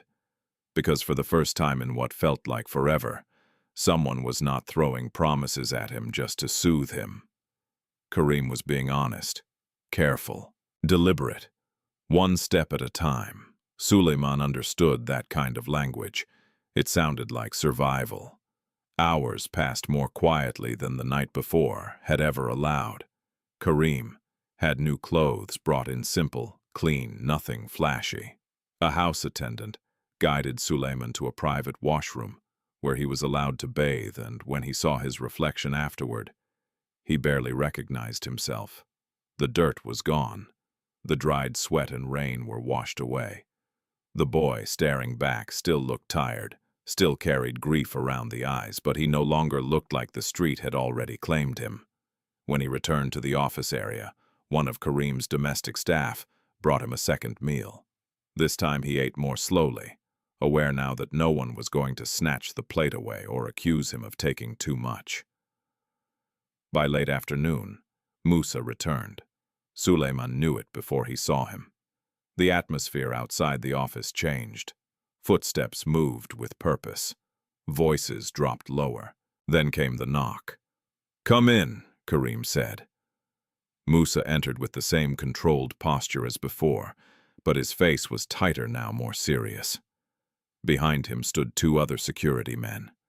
Karim looked up immediately. Well, Musa closed the door. We confirmed the address, he said. The boy lived there with his father, Idris Sul. The father died about 8 months ago. Suleiman lowered his eyes. Even hearing it spoken by someone else still hurt. Musa continued. The neighbors know the stepmother Zainab. They say the boy was made to do most of the housework after the father died. Some said they stopped seeing him go to school. Karim's jaw tightened. And last night, he asked. Musa opened the notebook again. Several neighbors heard shouting. 2 of them saw the boy outside with a bag after dark. One woman says she heard Zainab accuse him of stealing. Another said she heard her tell him not to come back. Silence filled the room. Heavy. Final. Truth had arrived. No guessing now. No uncertainty. Karim looked toward Suleiman, and something in his face changed. Not pity, not exactly, but a kind of restrained anger that seemed more powerful, because it stayed controlled. And, Zainab, he asked. Musa's expression darkened slightly. She denied everything at first, said the boy ran away, then changed her story and claimed he had become difficult and disrespectful. He paused. When I asked about the missing money, she accused him of taking her answers, stopped making sense. Karim said nothing. Musa continued. She also tried to ask whether the boy had found anything valuable after leaving. That made Suleiman's head lift. She asked that Musa nodded, more than once, carefully. But yes. Karim's eyes hardened, so that was it. Maybe she had not known about the bag exactly, but she had smelled opportunity, even in the ashes of her own cruelty. She will not come near him, Karim said, quietly. No, Sir, Musa replied. Karim walked slowly to the window again, hands clasped behind his back. The city below glowed in the late afternoon light. But inside the office, the mood had sharpened into something else entirely. Truth had done its work. Now came decision. After a long moment, Karim turned back around and faced the room. The bag is returned. The boy's story is true, and he has no home. No one spoke, because there was only one question left now. What would happen next? Karim's gaze settled on Suleiman, not as a case, not as a problem, but as a life standing at the edge of becoming something else. Then in a voice, calm enough to sound simple and powerful enough to alter everything he said, Suleiman will not go back to that house. The words seemed to still the air itself. Suleiman stared at him. He had dreamed of justice in small broken ways, of being believed, of being defended, of maybe not being thrown away completely. But this was different. This was not just protection. It was the beginning of a door opening where another door had slammed shut. And for the first time since the night began, hope did not feel like a memory. It felt like something standing right in front of him. Suleiman did not know what to do with hope when it finally came. For so long he had trained himself to survive without it. Hope had become dangerous in the house he once lived in, because every time he reached for it, Hajia Zainab found a way to crush it. He had hoped she would soften. She did not. He had hoped the neighbors would speak. They did not. He had hoped that if he worked harder, stayed quieter, made himself smaller, life would stop hurting him. It never did. So when Karim Bello said with that calm finality that he would not go back to that house, Suleiman felt something strange move through his chest. Not joy, not yet. Something more fragile. Something like disbelief wrapped in relief. He stared at Karim, as if the man had spoken in a language too generous to trust. Karim seemed to understand that silence. He did not rush Suleiman. He did not demand gratitude. He simply returned to his chair and sat down, his posture steady, his face unreadable, in the way of men who are used to making decisions that change other people's lives. Musa remained standing near the door, his notebook still in hand, waiting for instructions. "There are procedures," Karim said at last, his eyes moving briefly from Musa back to Suleiman. "A child cannot simply disappear from one house and appear in another without questions." Suleiman lowered his gaze. Questions. That word awakened an old fear inside him. Questions from adults had rarely been safe. They had usually led to blame, punishment, more pain. He felt his shoulders stiffen without meaning to. Karim noticed. "You are not in trouble," he said, his tone even. "Do you understand?" Suleiman nodded once, but the fear did not fully leave. Karim folded his hands on the desk. "Your father is gone. Your stepmother has made it clear that she is unwilling to care for you. What happens next must be done properly. Quietly, but properly." Musa stepped forward. "Sir, I can contact social welfare through our legal office. We can document the situation and ensure the boy is not returned to an unsafe environment." The phrase, "unsafe environment," echoed in Suleiman's mind. It sounded official, distant, but it also sounded true. For the first time, someone was naming what that house had become. Karim nodded. "Do it." "Yes, sir." Musa made a note. Karim turned toward Suleiman again. "Until then, you will stay here." Suleiman blinked. "Here, yes." The answer came so simply that it took a moment to settle. "Inside this place?" Suleiman asked softly, almost ashamed of the question. A faint smile touched Karim's face, not mocking, not pitying. "Yes, inside this place." Something hot pressed suddenly behind Suleiman's eyes. He looked down quickly before it could become visible. He had spent the night dodging rain under a shop roof. He had run from boys who wanted to strip him of the one good decision he had left. He had stood outside this very compound while men laughed at the idea that someone like him could have business there. And now somehow he was being told he could stay. Not in the shadows, not at the gate. Inside. Karim reached for the intercom again and pressed it. "Ask Madame Bisi to come to my office." A few moments later, the door opened and a woman in her late 50s entered. She was dressed neatly in a simple patterned wrapper and blouse. Her posture upright, her expression composed. There was kindness in her face, but also discipline, the kind that comes from years of running a household, where everything must work as it should. "Yes, sir," she asked. "Madame Bisi." "This is Suleiman," Karim said. "He will be staying with us for now. Prepare one of the guest rooms in the east wing. Nothing extravagant, just something comfortable. Clean clothes, toiletries, and anything else he may need." Madame Bisi's eyes moved gently toward Suleiman. She did not stare at him the way others had. She did not scan his clothes or the tiredness in his face with judgment. She simply looked at him as though he were a child who had arrived needing care, and that was enough. "Yes, sir," she said. Then after a small pause, "Has he eaten?" "He has," Karim replied. "Good," she nodded. "I'll see to the room immediately." As she turned to leave, Karim added, "And Bisi, make sure no one questions him unnecessarily." Madame Bisi inclined her head. "Of course, sir." When she left the room, grew quiet again. Suleiman sat very still, unsure whether moving too much might somehow break whatever was happening. His life had changed too quickly in the past 24 hours for trust to come easily. One part of him wanted to believe. Another part kept waiting for the condition. The hidden cost, the moment someone would say it, had all been a mistake. Karim seemed to read that too. "You don't need to be afraid of every kindness," he said. Suleiman looked up. The words struck him because they were true, in a way that hurt.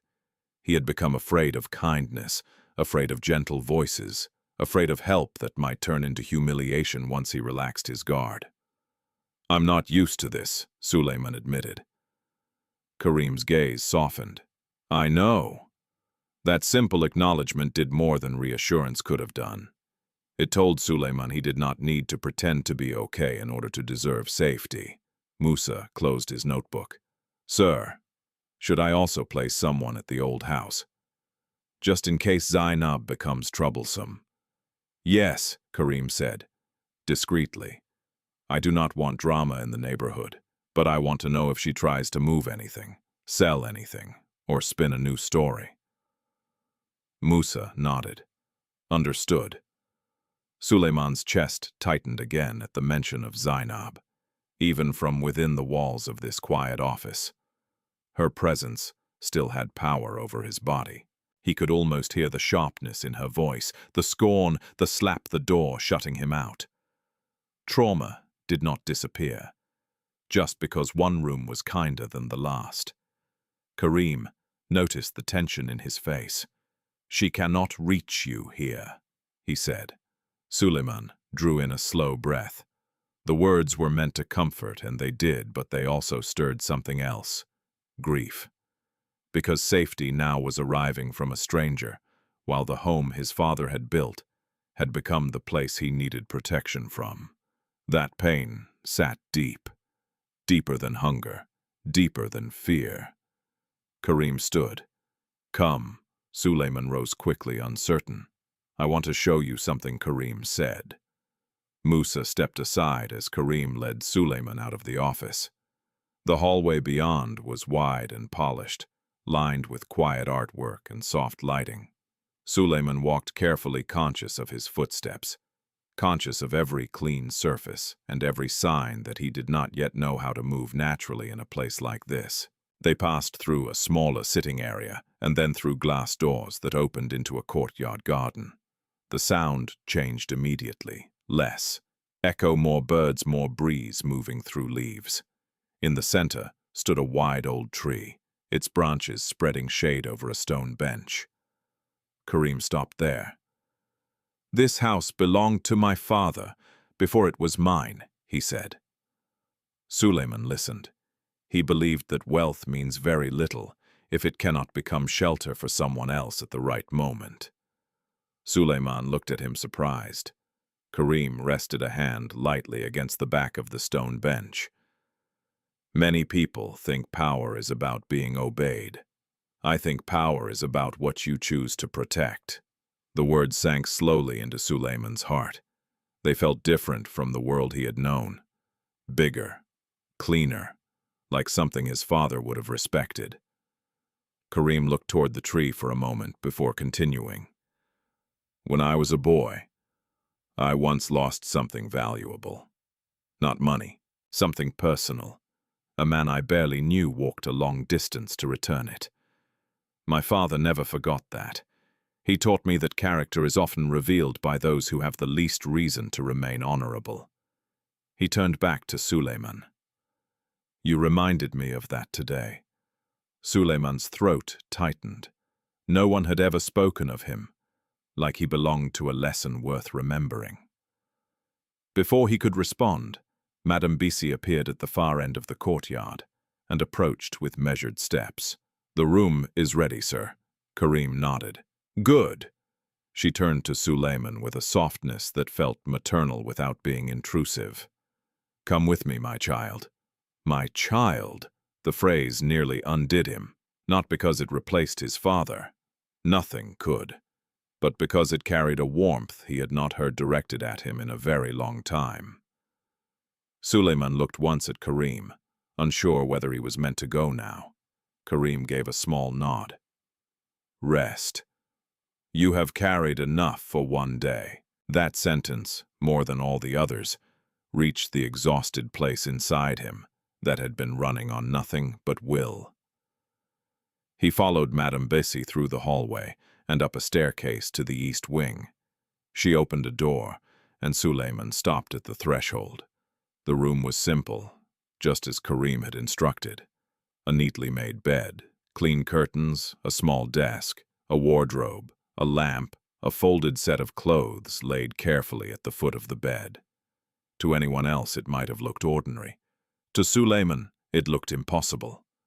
"You can wash again if you wish," Madame Bissy said gently. "There is fresh water in the bathroom. If you need anything, press that bell. Someone will come." Suleiman nodded, unable to trust his voice. She studied him for a second, then added, "No one will chase you out of this room tonight." The words broke something open inside him. His lips parted, but no sound came. He lowered his head, quickly, as tears finally slipped free. Quiet tears, tired tears, not dramatic. Just the honest overflow of a child who had reached the edge of what he could survive alone. Madame Bissy did not embarrass him by pretending not to notice. She also did not crowd him. She simply placed one hand briefly over her heart and said rest before closing the door behind her. Suleiman stood in the middle of the room for a long moment, listening to the silence. Not the silence of neglect, not the silence of fear, the silence of safety. Slowly he placed his hand on the bed, almost testing whether it was real. Then he sat. Then, after another long breath, he lay down fully, his body sinking into softness it no longer knew how to expect. For the first time since Baba Idris died, sleep did not feel like surrender. It felt like mercy. And as Suleiman's eyes finally closed in that quiet room, another truth was already beginning to move elsewhere in the city. Hajia Zainab was still talking, still lying, still certain that a poor boy with no one would eventually disappear into silence. She did not know that the boy she threw away was now under the protection of a man whose reach extended far beyond her small cruelty. And she did not know that soon, very soon, the same truth she had buried behind a slammed door would come knocking at her own. Suleiman did not remember falling asleep. One moment he was lying on the bed, staring at the soft rise of the ceiling, still half convinced that someone would burst into the room and tell him there had been a mistake. The next light was pressing gently against his eyelids, and the silence around him no longer felt unfamiliar. It felt still, safe, almost sacred. For a few seconds he did not move. He simply listened. No shouting, no angry footsteps, no voice calling his name only to give him another task. Just the distant sound of birds somewhere beyond the window, the quiet hum of a large house waking itself with order, rather than chaos, and the slow, steady rhythm of his own breathing. Then memory returned all at once. The rain, the bag, the gate, Karim Bello, the food, the room. Suleiman sat up too quickly, his heart jumping, but the room remained exactly the same. Clean curtains stirred softly. The folded clothes he had not worn were still neatly placed where Madame Bissy had left them. Nothing had changed except the morning, and that alone felt like a miracle. A soft knock came at the door. Suleiman stiffened for a second before remembering where he was. "Yes," he called quietly. The door opened just enough for Madame Bissy to look in. "Good morning," she said. "Did you sleep?" Suleiman nodded. "Yes, ma." A faint smile touched her face. "There is hot water if you want to bathe again. Breakfast will be served downstairs in 20 minutes. Take your time." She was about to close the door when he spoke. "Ma," she paused. "Yes, my child." He hesitated, then asked the question that had been sitting in his chest since the moment he woke up. "Am I really staying?" Madame Bissy held his gaze with quiet steadiness. "For now, yes. And for today, that is enough." The answer was careful, but not cold. It carried the same truth Karim had given him the day before, one step at a time. Suleiman nodded slowly.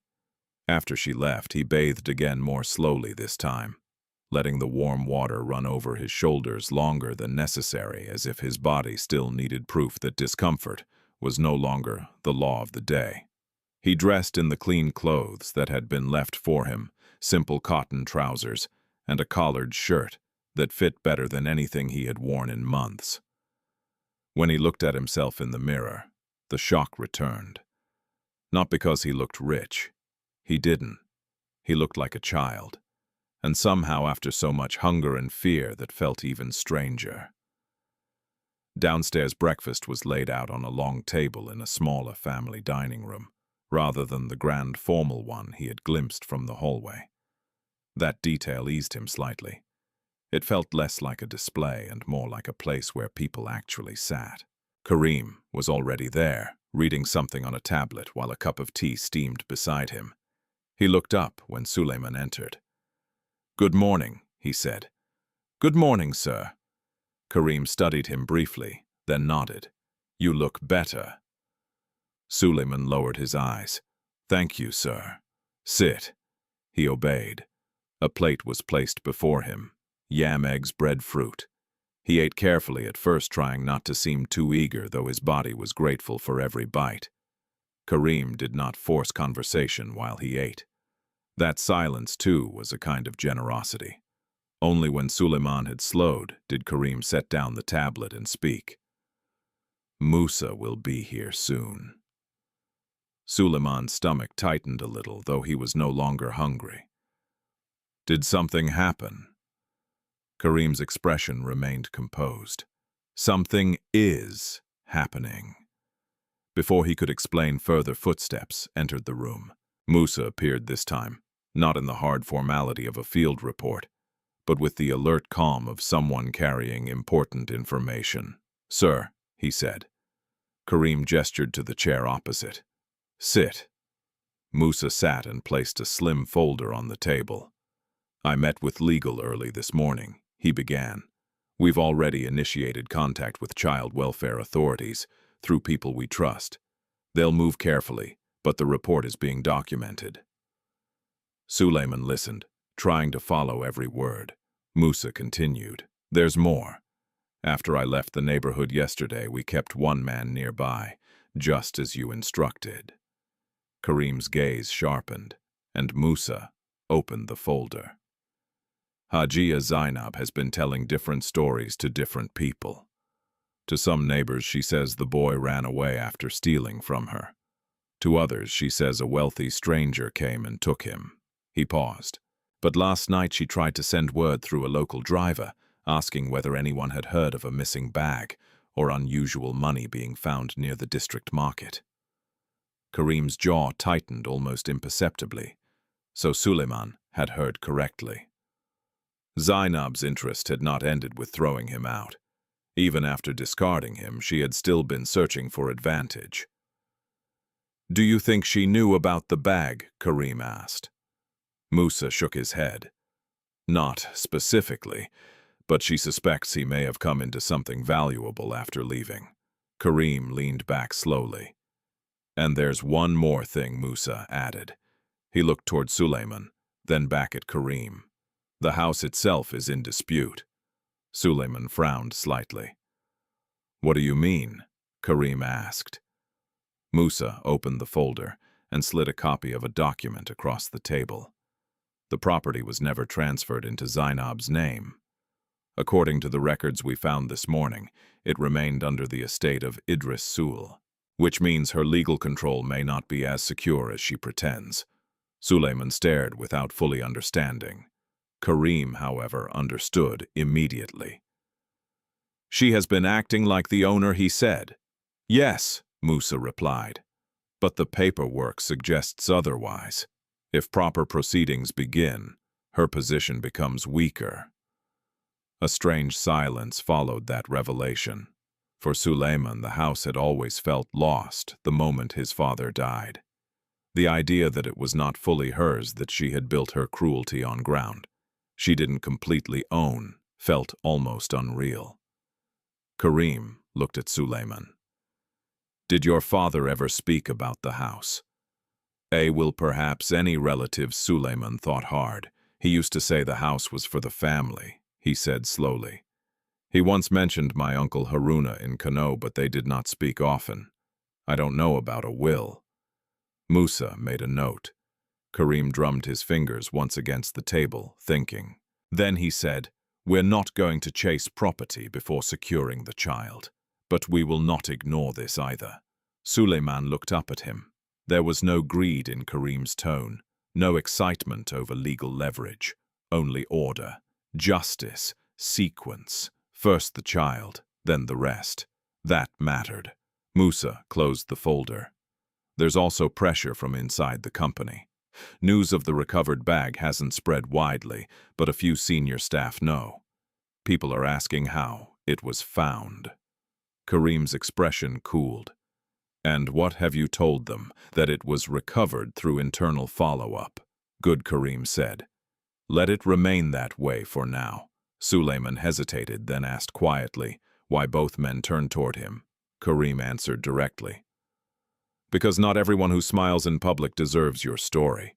Some people hear about honesty and see a child to exploit. Others hear about vulnerability and see a spectacle. Until I know exactly how this should be handled, your life is not gossip. The words settled deeply in Suleiman's chest. Not gossip. He had been treated like a burden, a servant, a liar, an inconvenience. But never before had someone spoken as if his dignity required protection. Musa rose. There is one person, however, who may need to know. Kareem looked at him. The driver who lost the bag. That shifted the room again. Of course, there had been a driver. Someone whose mistake had started all this. Someone who all night long must have been carrying fear of his own. What is his name? Kareem asked. Kunle. And where is he now in the staff quarters? He barely slept. Kareem was quiet for a moment, then nodded. Bring him. Musa stepped out. Suleiman sat very still. He had been so focused on returning the bag to its owner that he had never truly imagined the chain behind it, the people who had been searching, the fear, the blame, the consequences. Now suddenly, another face was about to enter the story. A few minutes later, the door opened again. The man who entered looked to be in his late 30s, lean, dark-skinned, dressed in a clean but wrinkled driver's uniform that suggested he had put it back on, without much rest. His face was tense, eyes shadowed by a sleepless night. The moment he stepped in and saw the bag on the sideboard, he stopped. His whole body stopped. Then his gaze shifted, from the bag to Kareem, to Musa, and finally to Suleiman. Something passed across his face so quickly it was almost painful to watch. Shock, relief, shame. Sir, he said, his voice rough. Kareem gestured toward the bag. It was returned. Kunle's throat moved visibly. He looked at Suleiman again. Longer now. This boy, he asked. Yes, Kareem said. For a moment, Kunle just stood there, unable to speak. Then he took one slow step forward, not toward the bag, but toward Suleiman. I searched that road twice, he said, his voice trembling at the edges. I thought my life was finished. Suleiman didn't know what to say. Kunle pressed a hand briefly to his forehead, overcome. That bag wasn't just money, he continued. If it had been lost for good, I would have been blamed, maybe dismissed, maybe worse. Kareem said nothing. He let the truth breathe. Kunle lowered his hand and looked fully at Suleiman, now with a kind of raw gratitude that made the room feel smaller. You saved me, he said. The words landed with startling weight. Suleiman blinked. He had thought he was only returning what wasn't his. He had not realized he was also keeping another man from falling. Kareem watched the moment quietly, then spoke.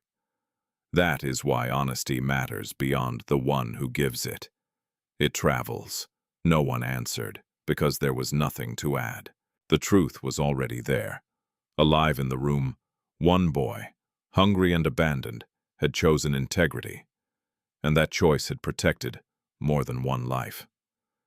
Kunle's eyes had become wet now, though he seemed unaware of it. Sir, he said, turning to Kareem, I know I made a terrible mistake. But if there is any way I can thank this boy, there may be. Kareem said, his gaze shifting thoughtfully back to Suleiman. Something in his expression changed again. It was not merely gratitude now, nor protection.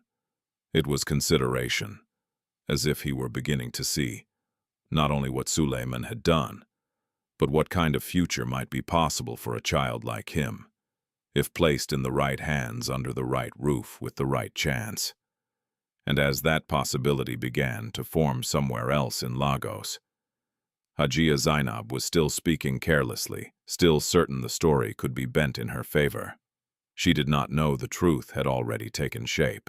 She did not know that every lie she told now was only building the moment when truth would return, stand at her door, and refuse to leave. Kunle stood in the middle of the dining room, like a man who had been pulled back from the edge of a cliff, and had not yet learned how to trust the ground beneath his feet.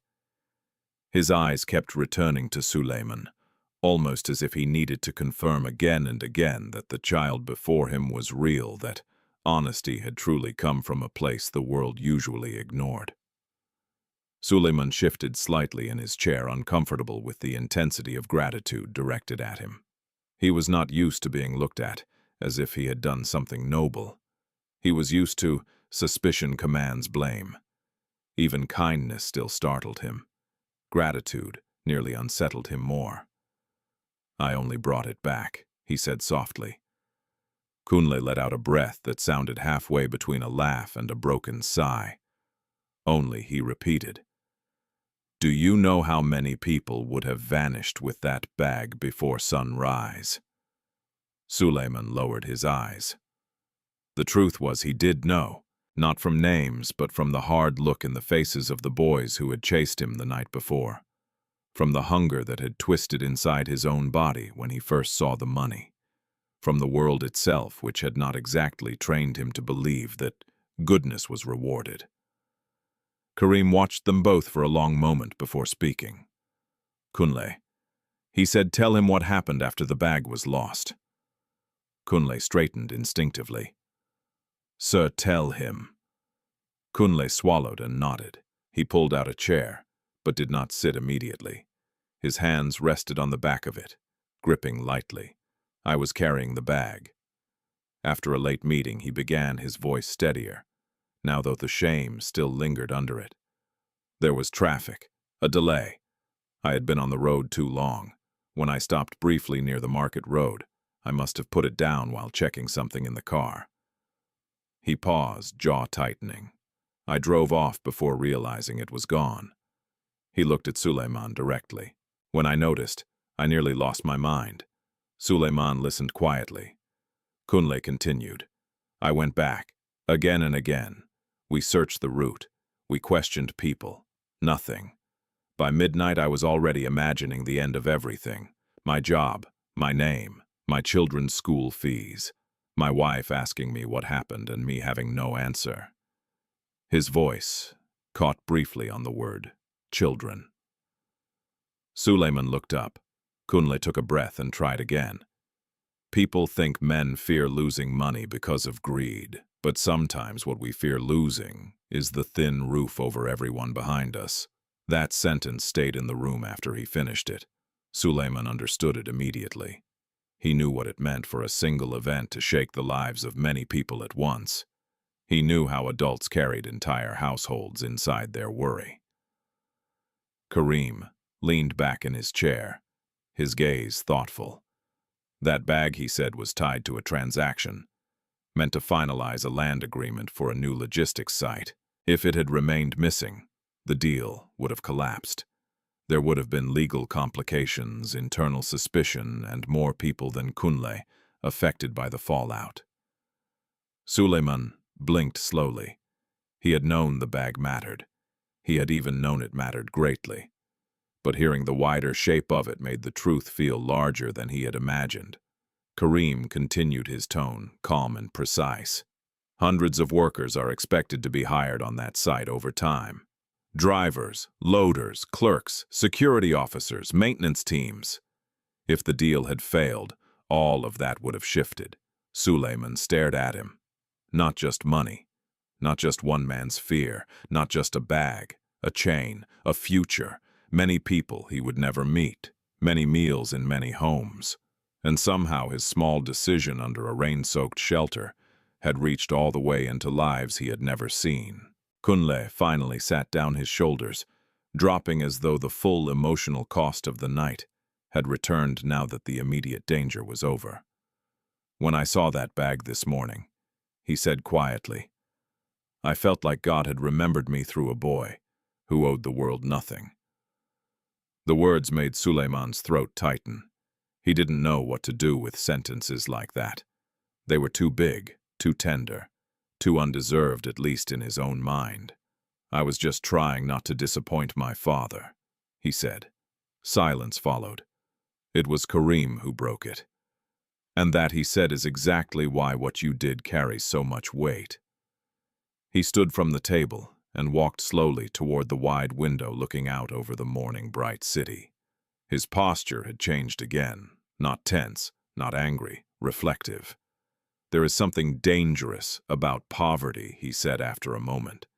"Not because poor people are dangerous, but because poverty gives the world permission to expect less from them. Less honesty, less dignity, less intelligence, less restraint." He turned back toward Suleiman. "And yet every now and then someone rises from that place and shames the comfortable." The sentence landed deep. Kunle lowered his gaze. Musa, who had remained quietly near the doorway after returning, stood even stiller than before. Karim came back to the table and rested both hands lightly against the chair in front of him. "You returned what many richer men would have stolen," he said to Suleiman. "You protected a man you did not know. You protected work you did not understand. You protected a future no one had promised you a place in." Suleiman's eyes filled again, but this time he forced himself not to look away. No one had ever described him as someone who protected anything. He had spent months being made to feel like a burden, an inconvenience, a body that consumed more than it deserved. Now this man was speaking as though his character had weight, as though it could bend outcomes, as though he mattered. Karim glanced toward Musa. "Bring the legal envelope." Musa stepped forward, opened the folder he had carried, and removed a sealed document. He handed it to Karim, who placed it on the table, but did not open it immediately. Kunle looked confused. Suleiman looked even more so. Karim rested his fingers lightly on the envelope. "When my father was alive, he said he created a private scholarship trust, not publicized, not advertised. He believed some children are standing at the edge of collapse, not because they lack ability, but because life attacks them too early." He paused. "Over the years, I kept the trust alive." Quietly.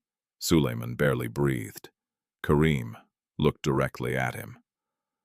"I had not planned to add a new case this month." That sentence alone made the room feel charged. But plans, Karim continued, should make room for integrity when it appears. He opened the envelope and slid out several papers. "This is a preliminary sponsorship file," he said. "Education, accommodation, medical care, clothing, and full legal protection until the child welfare process is completed and longer-term placement is finalized." Suleiman did not understand all the words at first. They arrived too fast, too heavy with implication. Karim saw the confusion on his face and simplified it. "It means you will go back to school," he said. "Properly. It means you will not be sent back to abuse.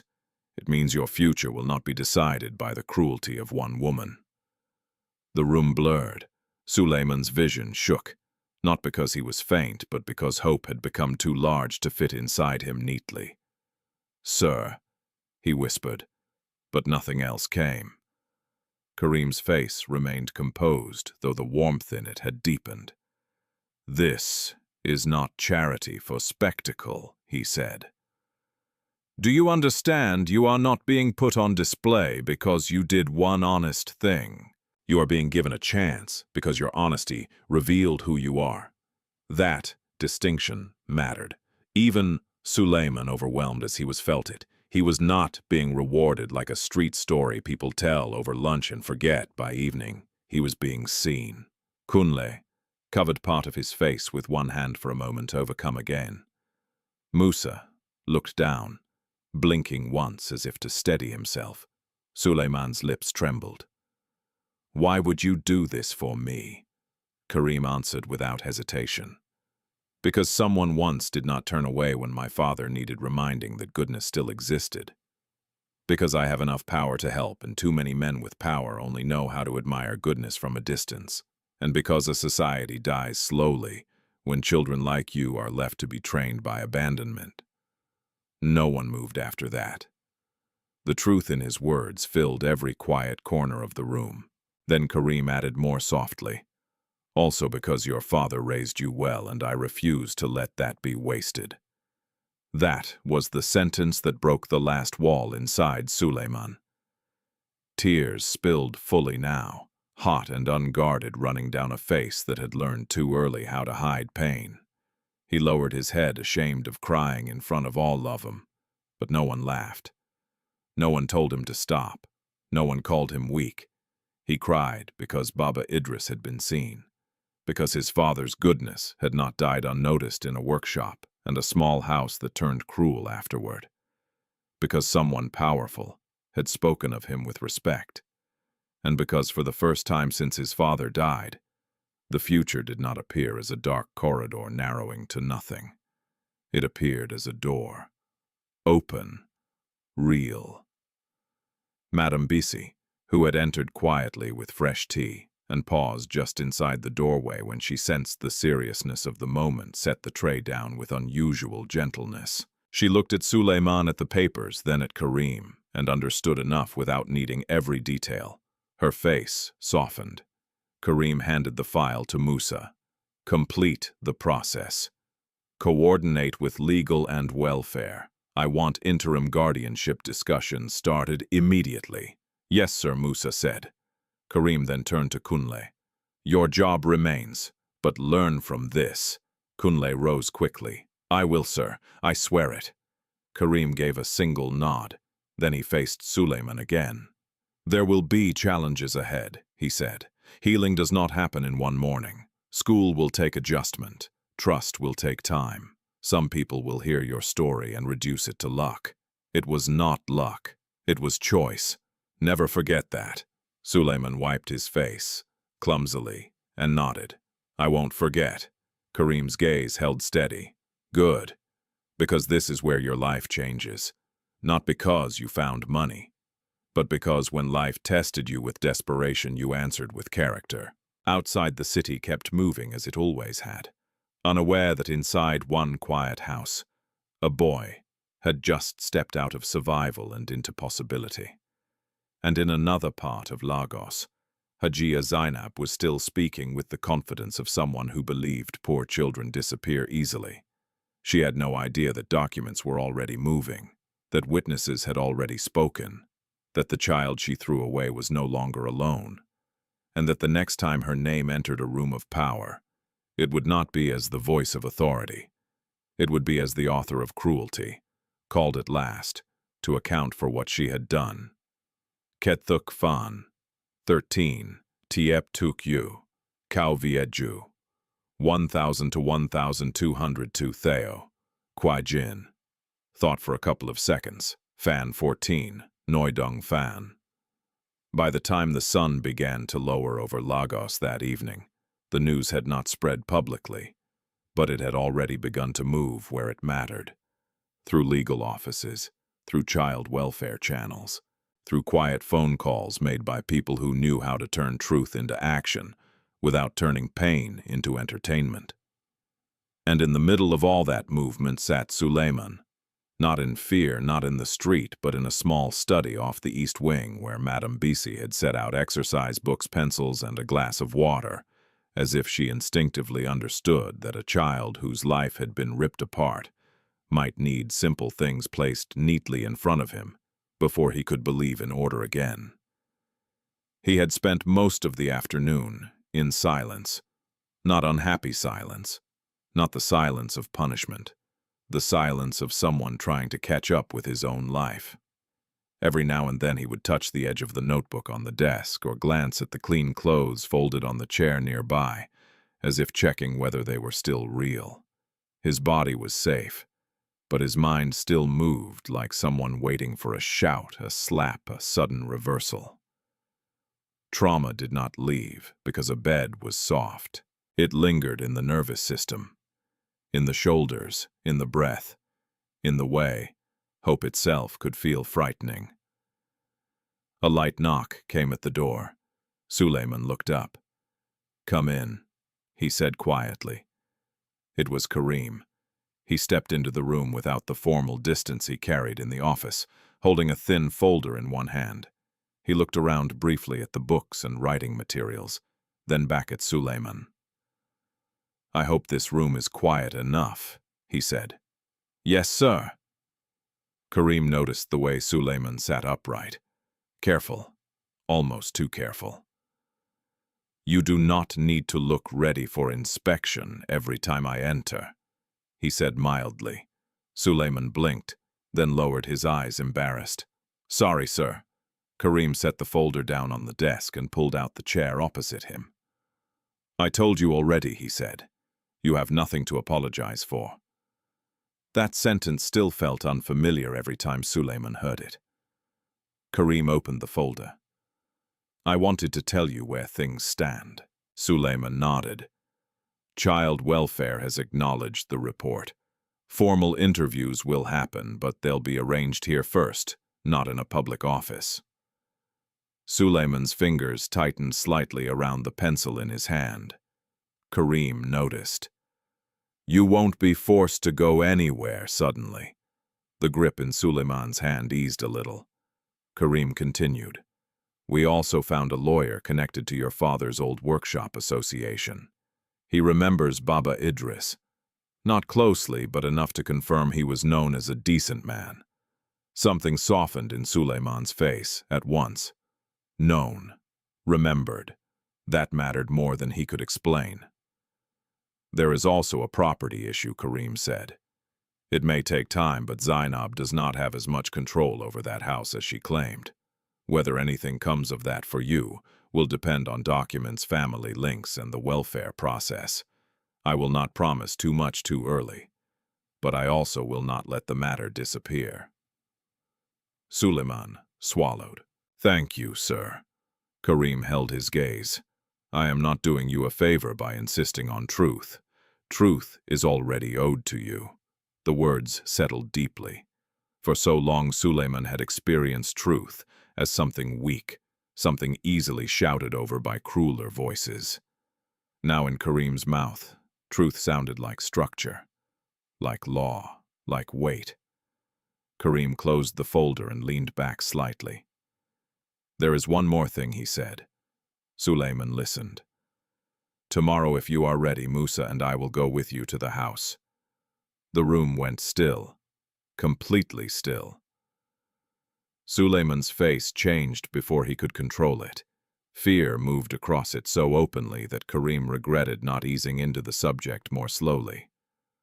"I don't want her to take you back there," Suleiman said quickly, his voice tightening. "I don't want to stay there again." "You won't," Karim said at once. He let that certainty settle before continuing. "You will not be left there. You will not go alone, and you will not go as a boy begging to be accepted back." His tone sharpened slightly. "You will go as the child who was wronged, accompanied by witnesses, so the truth is no longer whispered only behind walls." Suleiman's breathing remained shallow. Karim softened his voice. "Nothing will happen without your agreement. But sometimes the first step in ending fear is returning to the place that created it, with protection standing beside you." Suleiman stared at the desk. Part of him wanted to refuse immediately, to never see that door again, to never hear Zainab's voice in the space where his father's memory already hurt enough. But another part, small, trembling, newly strengthened, knew Karim was right. If the lies remained there untouched, they would keep living, growing. He thought of the neighbors who had watched, of the door slamming, of his father's photo inside that little bag. Then he thought of Zainab continuing to speak, as though she had done nothing wrong. Slowly, Suleiman nodded. "I'll go," he whispered. Karim studied him for a moment, then nodded once in return. "Good. Then we go properly." The next morning came with a heaviness different from the earlier days. Suleiman dressed carefully in the clean clothes Madame Bisi had laid out for him. Not expensive clothes, just decent ones, respectable, the kind that allowed him to enter the world without being immediately treated as disposable. Before leaving, he slipped his father's photograph into his pocket, not because he expected it to protect him like magic, but because he wanted Baba Idris with him. Musa stood waiting by the car with two other men from security, both dressed plainly enough not to create spectacle, but alert enough to make it clear they were not decorative. Karim emerged a moment later, in a simple dark suit, not his office attire but something no less powerful for being restrained. When Suleiman approached, Karim looked at him carefully. "You can still change your mind." Suleiman shook his head. "No, sir." Karim gave a small nod. "Then stay close." The drive felt longer than it probably was. With every street they passed, old tension returned to Suleiman's body. The city outside the window shifted from polished avenues to more familiar roads, narrower lanes, the kind of places where laundry hung between walls and voices, traveled easily from one compound to the next. By the time the car slowed near the neighborhood, Suleiman's palms were damp. He knew these streets. He knew the bend in the road before the house appeared. He knew the broken patch in the wall across from the compound. He knew where the neighbors usually stood in the late morning. Memory did not need invitation. It arrived whole. When the car stopped, no one moved immediately. Karim looked at him. "Breathe," Suleiman did. Once, twice. Then the doors opened. The neighborhood noticed at once. Of course it did. A car like Karim's did not slide quietly into a place like this, without pulling eyes to it. By the time Suleiman stepped out, curtains were shifting. Gate latches were clicking and several neighbors were already pretending not to stare. Then they saw him. And the pretending stopped. A murmur spread through the compound like dry grass catching fire. "That's the boy." He came back, with who Suleiman's legs felt weak, but Karim was beside him. Musa, just behind the others, positioned with practiced calm. No one touched him. No one pushed him forward. The protection came not through force, but through presence. Zainab appeared at the doorway seconds later. At first her face carried irritation, the expression of someone annoyed by interruption. Then she saw the men, then the car, then Karim, and finally she saw Suleiman. All the color in her confidence shifted. It did not disappear entirely. Zainab was not the kind of woman who surrendered instantly, but something in her posture changed. A stiffness, a miscalculation, suddenly recognized. "What is this?" she demanded, stepping into the doorway. "Why are you bringing him here like this?" Karim answered before Suleiman could. "We're here because truth deserves witnesses." The neighborhood quieted further. People were listening now with the alert hunger of those who sense that a private cruelty is about to be dragged into public daylight. Zainab folded her arms. "This boy ran away from my house after stealing. That lie has already failed," Karim said. His voice was calm, but it carried. Musa stepped forward and opened a file in his hand. "We've spoken to the neighbors," he said. "We've confirmed the father's death, the school withdrawal, the labor, the accusation, and the fact that you forced him out at night." Zainab's face tightened. "Neighbors gossip. That proves nothing." Karim's gaze stayed fixed on her. "Then perhaps your changing story about the missing money will prove more." For the first time, real alarm flickered across her face. It was quick, but visible. The neighbors caught it too, and neighbors once given a scent of truth rarely let go. "I don't know what you think you know," Zainab said sharply, "but this is my home and my family matter." "No," Karim replied. "A child abandoned at night becomes more than your family matter." That sentence landed hard, A woman near the next compound lowered her eyes, ashamed perhaps of having watched the night before and done nothing. Musa continued. Child welfare has been informed. Legal review of the property is underway. You are not to approach the boy. You are not to present yourself as his guardian in any proceeding without scrutiny. Zainab laughed then, but it was the wrong kind of laugh. The brittle laugh of someone trying to hold authority together with sound. You come here because of a street boy's story, she said. Karim stepped half a pace forward. No, he said quietly. I came here because a boy with more character than the adults around him returned what he could have used to save himself. And that kind of child does not deserve to be buried under the lies of a cruel woman. The silence afterward was so complete that even the distant hum of traffic felt louder. Zainab's mouth parted slightly, but no words came at first. Because what could she say now that he was ungrateful, that hunger justified abandonment, that witnesses were all mistaken? The old methods were failing, and she knew it. Suleiman stood still through all of it. His heart pounding, his body tense, but something inside him was changing, even as he watched. The house no longer looked enormous. The doorway no longer looked like judgment itself. With Karim and Musa there, with truth spoken out loud, the place seemed smaller than fear had made it. At last, Zainab found her voice again, but it lacked its old power. He was never my responsibility, she snapped.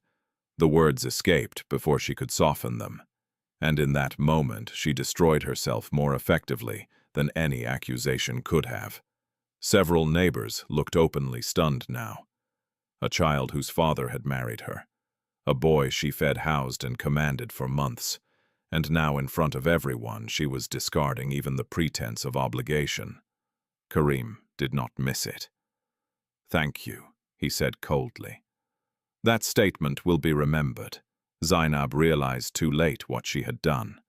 Her eyes moved quickly from face to face, the neighbors, the men Suleiman, but the ground had shifted. The story was no longer hers to control. Karim turned slightly toward Suleiman. Is there anything of your father's you need from this house? The question nearly broke him. There were many memories inside, but objects, so little had truly been left to him. He thought of the mat, the corner, the workshop tools long gone. Then he remembered. One thing. My father's Quran, he said softly. And maybe a shirt of his if she hasn't thrown it away. Karim nodded to Musa. Go with him, Musa told one of the men, then added to Suleiman. You won't enter alone. As Suleiman stepped toward the doorway with protection beside him, he realized something he had never thought possible. He was not returning to beg for space. He was returning to reclaim truth. And behind him, the neighborhood watched as power shifted, not with shouting, not with violence, but with something far harder to defeat. A child's honesty, a witness's courage, and justice arriving at last in daylight. Walking back through that doorway should have felt like defeat. For so long that house had been the place where Suleiman's voice disappeared, where hunger was treated like insolence, where grief was given chores instead of comfort. It was the place where his father's absence had been turned into an opportunity for cruelty. Every wall inside it held a memory he would not have chosen to keep. And yet, as he stepped in now with one of Musa's men beside him, it did not feel like defeat. It felt like the truth, returning to collect what had been left behind. The air inside the house was exactly the same as he remembered, still slightly warm, carrying the faint smell of old cooking oil and dust that settled into corners, no one respected enough to clean properly. Nothing about it had changed, but Suleiman had. Not because he had become stronger in a single week, not because pain had magically disappeared, but because he was no longer entering this place alone, and that changed the meaning of every step he took. The security man walking beside him, a quiet older man named Tunde, did not rush him. He simply stayed close. His presence, solid and unobtrusive, the kind of protection that asked for nothing and made excuses unnecessary. "Take your time," Tunda said softly. Suleiman nodded. His eyes moved through the room carefully. The small table where Zainab had stood accusing him, the corner where his thin mat had once been, the wall where one of his father's shirts used to hang after long days at the workshop. Ordinary things. But trauma had a way of making ordinary things feel sharp. He swallowed and moved toward the back room. The wardrobe there was old, one hinge slightly bent. He opened it with trembling fingers. Most of Baba Idris's clothes were gone. Of course they were. Zainab would not have kept them out of tenderness. Whatever remained would be there because she had not found use for it yet.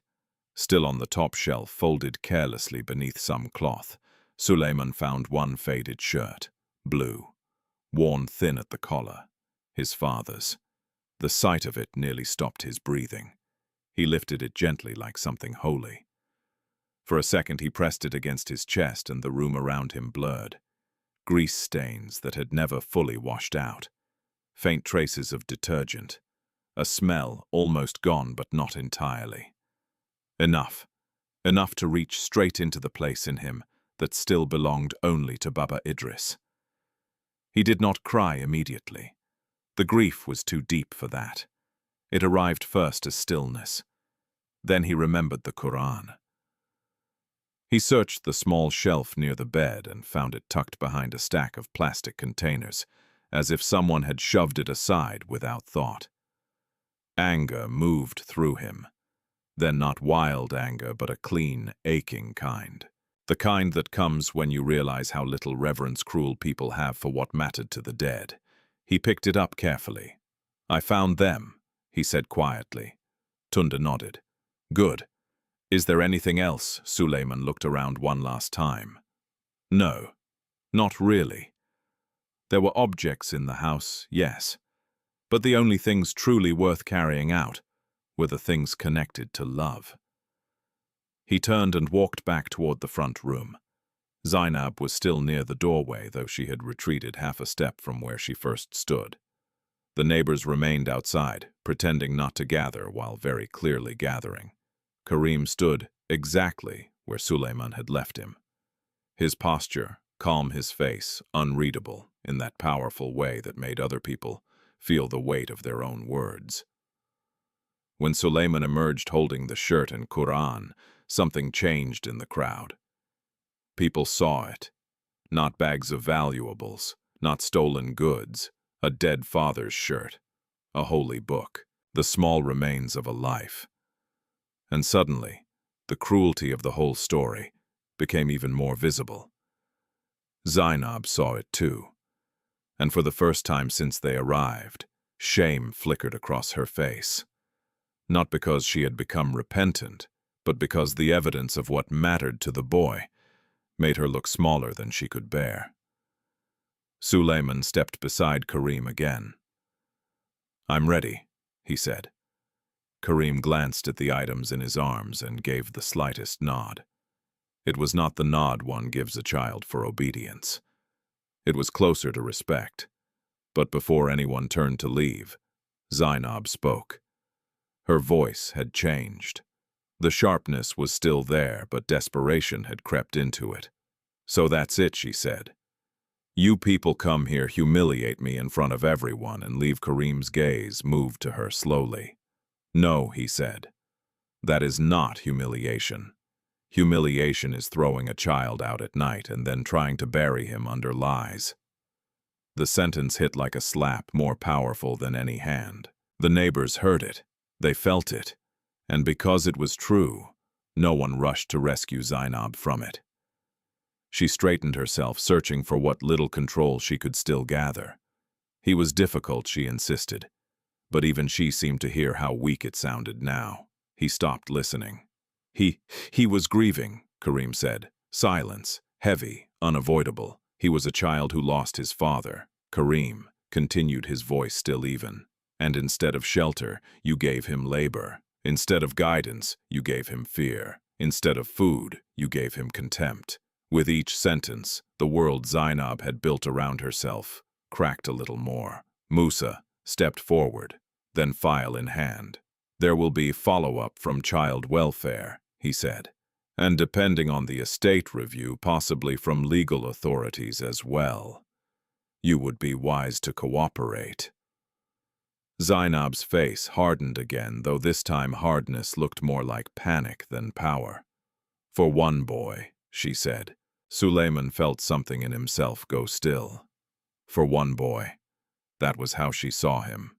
A burden so small she could not imagine that anyone powerful would cross the city to defend him. Karim answered in a tone so quiet that everyone had to listen more carefully. "Yes," he said. "For one boy, because that is how justice begins. One child, one truth, one refusal to let cruelty hide inside ordinary walls." No one spoke after that, because there was nothing left to say. Karim turned slightly toward Suleiman. "Let's go." And just like that, the moment ended. Not with shouting, not with revenge, but with something far more devastating to a person like Zainab. Irrelevance. Her words no longer controlled the story. Her anger no longer shaped the outcome. Her cruelty had been seen, named, and left behind. Suleiman walked back to the car with his father's shirt folded carefully in his arms and the Quran held close. He did not look back immediately. When he finally did, it was only once. The house stood there exactly as it always had. Small, cracked, ordinary. How strange he thought that a place could rule your fear for so long, and then one day appear no larger than the lies that lived inside it. He got into the car. No one spoke for the first few minutes of the drive. The quiet felt right, necessary. He rested the Quran on his lap and kept one hand over the folded shirt. Karim sat beside him in the back seat, instead of in front, an arrangement so subtle Suleiman only noticed it halfway through the journey. The gesture said something without announcing it. You are not cargo being transported. You are someone being accompanied. After a while, Karim asked, "How do you feel?" Suleiman thought for a moment. "Tired," he said honestly. That drew the faintest smile from Karim. "Yes," he said. "That makes sense." Suleiman looked down at the shirt in his lap. "But also," he searched for the word. "Lighter." Karim nodded. Because justice, even incomplete justice, can lighten something inside the body that pain has made heavy for too long. In the days that followed, life did not turn into fantasy. Healing never does. Suleiman still woke some nights with his heart racing. He still flinched when voices rose unexpectedly in another part of the house. He still ate too quickly at times, as if afraid the plate might be taken away. There were meetings with welfare officers, patient conversations with lawyers, careful steps through paperwork, and long pauses where trust had to be built through consistency, not promises. But consistency came. Madame Bisi checked on him without suffocating him. Musa visited often enough that Suleiman stopped seeing him as only security, and began seeing the steady human concern beneath the discipline. Kunle would sometimes wave when their paths crossed in the compound, gratitude still softening his face each time. And Karim, always measured, never dramatic, remained exactly what he had first shown himself to be, a man whose power meant something because he used it to protect. A month later, Suleiman was enrolled in school again. The first morning he wore his uniform. He stood in front of the mirror, longer than necessary, touching the fabric as if it might vanish. His books were new, his shoes fit. His name was written properly on the inside of each notebook. Suleiman, not boy, not burden, not thief. Suleiman. He carried that name to school, like a recovered inheritance. As for the house, the legal process moved slowly, but truth had already done its deeper work. The neighborhood no longer spoke of Zainab with respect. People who had once watched in silence now spoke in lowered voices about what they had seen and failed to stop. Some of that change came too late to help the boy he had been, but it mattered to the boy he was becoming. Because when cruelty is exposed, it loses some of its power to repeat itself unnoticed. Several months later, Suleiman and Karim passed through that same neighborhood on the way back from another appointment. The car slowed briefly at a junction, and through the window, Suleiman saw Zainab outside the compound, talking to a woman who did not look fully interested in her words. For a moment, time folded. He could have looked away. He could have hated her. He could have wanted her to feel every bit of what she had made him feel. Instead, he simply watched. And when she noticed the car and lifted her eyes, recognition flashed across her face. So did discomfort. So did the faint, unmistakable knowledge that the child she once thought disposable now belonged to a future she could neither shape nor stop. Suleiman did not smile. He did not wave, but neither did he shrink. He met her gaze steadily for one brief moment, then turned back toward the road ahead. That was enough, more than enough. Because forgiveness, he was learning, did not always sound like warm words. Sometimes it looked like refusing to let the person who hurt you remain the center of your life. By the time the car pulled into Karim's compound again, the sun was setting gold across the walls. Suleiman stepped out holding his school books. The same city that had once watched him wander hungry now held something different for him: possibility. Not perfect, not painless, but real. And as he walked toward the house that had become shelter, toward the people who had chosen not just to admire honesty, but to make room for it, Suleiman understood something his father had tried to teach him long before the world broke open.